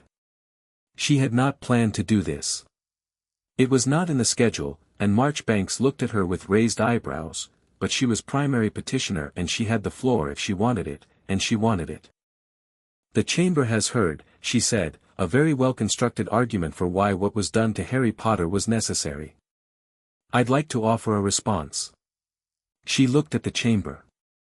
Not at Dumbledore. At the people she needed. Albus Dumbledore is the most brilliant strategic mind I've ever known. In 40 years of working alongside him, I have watched him be right about things that I thought were wrong, and I have watched him carry the weight of those decisions with a gravity that I respected. I am not standing here to pretend that he is stupid or cruel or that his intentions are not what he says they are. She paused. I am standing here to say that good intentions do not make a child's suffering strategic. That the soul fragment in Harry Potter, whatever its implications, and I don't doubt them, is not the child's fault and does not make him a resource to be managed. That 15 months old is not an age at which anyone, regardless of their power or their foresight or the legitimacy of their fears, has the right to put 91 pieces of dark magic on a human being and walk away. She looked at Madame Longmuir, who had looked at her hands twice now. The greater good, she said, is a phrase that has been used in this chamber and in this world to justify a very great deal. It was Gellert Grindelwald's motto. I am not accusing Albus of Grindelwald's sins. I am saying that the phrase has a history, and that history should make us careful about accepting it as a complete answer to the question, what have you done to this child? She looked at Marchbanks. Full guardianship, confirmation of the provisional order. Emergency case review and temporary release for Sirius Black. Formal criminal inquiry into the application of dark magical bindings, because if we don't hold the line here, we're saying the line can be moved again whenever someone sufficiently powerful decides it needs to be. And this chamber should decide, today, whether it is willing to say that. She sat down. The chamber was very quiet. The torches burned. Harry was looking at her with an expression she'd never seen on his face before, not the calibrating look, not the processing look, not the careful storage for later look. An open look. The look of someone who had just heard themselves defended in a formal room by someone who meant every word, and was feeling the full specific weight of that for the first time. She looked at him. She didn't say anything. Neither did he. Marchbanks called for the vote. It went by section. First the guardianship petition. 51 votes in favor. 22 opposed. 10 abstentions. Harry didn't react. He was watching the count with his chess problem face, and when the number landed, 51, 9 more than they'd confirmed, the variable block having moved, his expression was one of pure mathematical satisfaction. Full guardianship granted, Marchbanks said. She looked at Minerva. Confirmed. Minerva wrote the number on the top of her notepad. She underlined it once. The criminal inquiry vote. The chamber took longer on this one. There was a procedural challenge from Mockridge about the definition of dark magical binding under Section 4, Marchbanks dealt with it in approximately 45 seconds, and then there was a recess requested by 3 members who conferred at the back of the gallery and came back, all 3, voting in favor. 47 votes to open the formal criminal inquiry. 29 opposed. 7 abstentions. Minerva looked at Dumbledore. He was sitting very still. She thought about the letter he'd sent her. I think it would be beneficial for us to speak, and the 40 years of conversations in his office with the fire going and the portraits listening and the particular warmth of a man who was always working on his next move. She thought about him being wrong. About the specific, calibrated wrongness of someone who'd been right about so many things for so long that they'd stopped being able to feel the difference between strategic necessity and unexamined assumption. She didn't hate him for it. Hatred required a kind of simplification she couldn't apply to someone she'd known for 40 years. But she was done with the architecture. Done with the plan that required a child to be its unknowing foundation. The Sirius Black vote. 54 in favor of emergency case review and temporary release. 19 opposed. 10 abstentions. The variable block had moved further. The image of it, the Fidelius trace, the missing trial, 5 years in Azkaban for a man who might have given Harry Potter a home, had reached people that even the binding evidence hadn't quite got to, because there was something about incarceration without trial that found a different place in people. Emergency case review is ordered, Marchbanks said. Temporary release from Azkaban is authorized, effective tomorrow morning, pending full case review hearing. Director Bones, please make the arrangements. She looked at her papers. This chamber will reconvene in 4 weeks for the case review hearing. We're adjourned. The chamber began to move, the noise of 83 people standing, collecting papers, having the murmured sideline conversations that followed significant sessions. Amelia was making notes. Augusta was moving through the gallery toward the exit, pausing to speak briefly with Griselda Marchbanks in the way of two women who'd accomplished something and were professionally satisfied about it. Dumbledore rose from the gallery. He moved toward the exit with the measured pace of someone who was not going to rush regardless of what had just happened, because rushing would imply more had landed than he intended to show. At the bottom of the gallery steps, he paused. He looked at Minerva. Then at Harry. Then back at Minerva. "The criminal inquiry," he said, quietly, so only she could hear. "It will require my full cooperation. I intend to give it." She looked at him. "Good. And the soul fragment, Minerva?" His voice was very low. "It's real. Whatever this chamber decided today doesn't make the problem disappear." "No," she said. "But it means Harry gets to face it as himself. Not as what you decided he should be." She held his gaze. "There's a difference. You've built a 60-year career on understanding the difference between what something is and what someone decided to do with it. I'd like you to apply that understanding now." He looked at her for a long moment. He looked at Harry, who was standing beside Minerva watching the exchange with the complete, open attention that was his most ordinary and most formidable quality. Harry didn't look away when Dumbledore met his eyes. He just looked back. Dumbledore said, to Harry, "I'm sorry." Harry looked at him. He held the look for a moment. Then he said, "I know." "And then, what's the soul fragment going to do?" "Exactly." Dumbledore blinked. He looked at Minerva.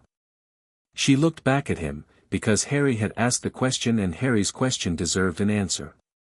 Dumbledore looked back at Harry. He appeared to be recalibrating. This was not the conversation he'd expected, not the dynamics he'd prepared for. A 6-year-old who heard an apology and immediately moved to the practical next problem. "I don't know exactly," Dumbledore said. "Voldemort will return. When he does, the fragment will react. It will create a connection between you. Can it be used?" Harry said. "The connection. Can it go both ways?" Dumbledore stared at him. "Because a connection that goes both ways sounds like information," Harry said. "Not just a weakness. Depending on how you look at it." Minerva looked at this 6-year-old boy in the Wizengamot chamber asking Albus Dumbledore whether a soul fragment could be strategically exploited and felt something that was quite close to awe, though she didn't have a comfortable word for it. Dumbledore said, very quietly, that is an angle I had not fully pursued." "We should pursue it," Harry said. "With Professor McGonagall." He looked at Minerva. "When things are settled." "When things are settled," she agreed. Dumbledore looked at them both. He had the expression of a man who'd come to a hearing expecting to manage a loss and had found something considerably more complicated on the other side of it. He said, after a moment, "You'll need a proper education. Earlier than Hogwarts." "I know," Harry said. "I've been working on it." He held up a history of magic, which he had apparently brought to the Wizengamot and kept in his lap throughout the entire proceeding. He'd been reading it during the recesses. Dumbledore looked at the book. He looked at Harry. Something moved across his face, old, genuine, the specific and particular grief of someone seeing very clearly the person they might have known if they'd made different choices. He turned and walked away. He didn't look back. They came out of the ministry into a July afternoon that had decided to be properly summer for once, warm, clear, the kind of London light that bounced off everything and made the city look briefly like a place that knew how good it was. Harry walked out beside Minerva and put his face up to the sun for a moment with his eyes closed, the way people do when they need to feel something simple after something complicated. Amelia appeared beside them. "Arrangements are in motion for Black's release tomorrow morning," she said. "I'll go personally to Azkaban tonight to process the paperwork. He should be free by 8. She looked at Minerva. "Medical assessment first. He'll need it." Of course, Minerva said. I've also opened the Pettigrew active search. Amelia's voice dropped slightly. One of my aurors, Kingsley Shacklebolt, found something interesting this morning. A family in Devon reported that their pet rat had been behaving oddly after the news reports about Black's case review ran in the Prophet this morning. The rat bit the father and disappeared. She paused. The family acquired the rat in 1982. Minerva stared at her. We're searching the area, Amelia said. Shacklebolt is good. If Pettigrew is out there in Animagus form, we'll find him. And when you do? Minerva said. Then Sirius Black's case review becomes very short, Amelia said. She looked at Harry. Well done in there. Harry looked at her. I just answered the questions. You answered them the right way, she said. There's more to it than that. She looked at him steadily. You're going to be someone, Harry Potter. Whatever's been done to you or put in you or decided for you, you're going to be someone. She said it with the brisk, factual quality of someone who'd spent 20 years assessing people and knew what she was looking at.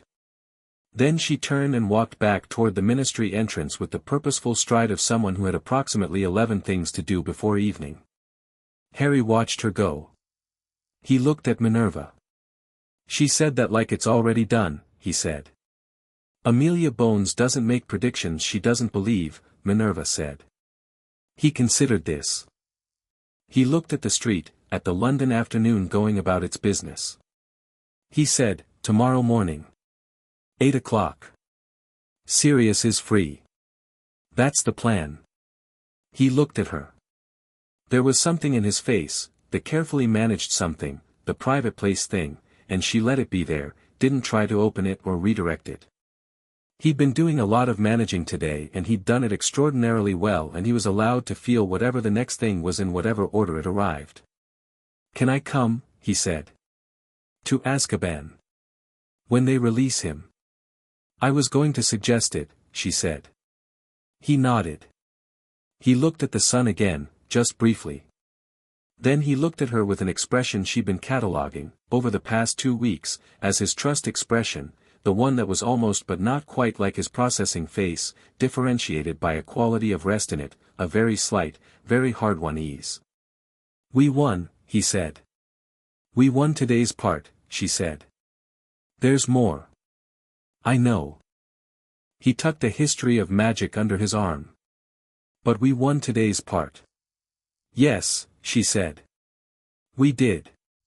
They walked toward the tube entrance. She'd been taking him on the London Underground on the grounds that it was both practical and that Harry found the maps of it almost unbearably satisfying, and he fell into step beside her with the particular quality of walking that she'd noticed developing over 2 weeks, not the careful, contained movement of a child who'd learned to take up as little space as possible, but something looser.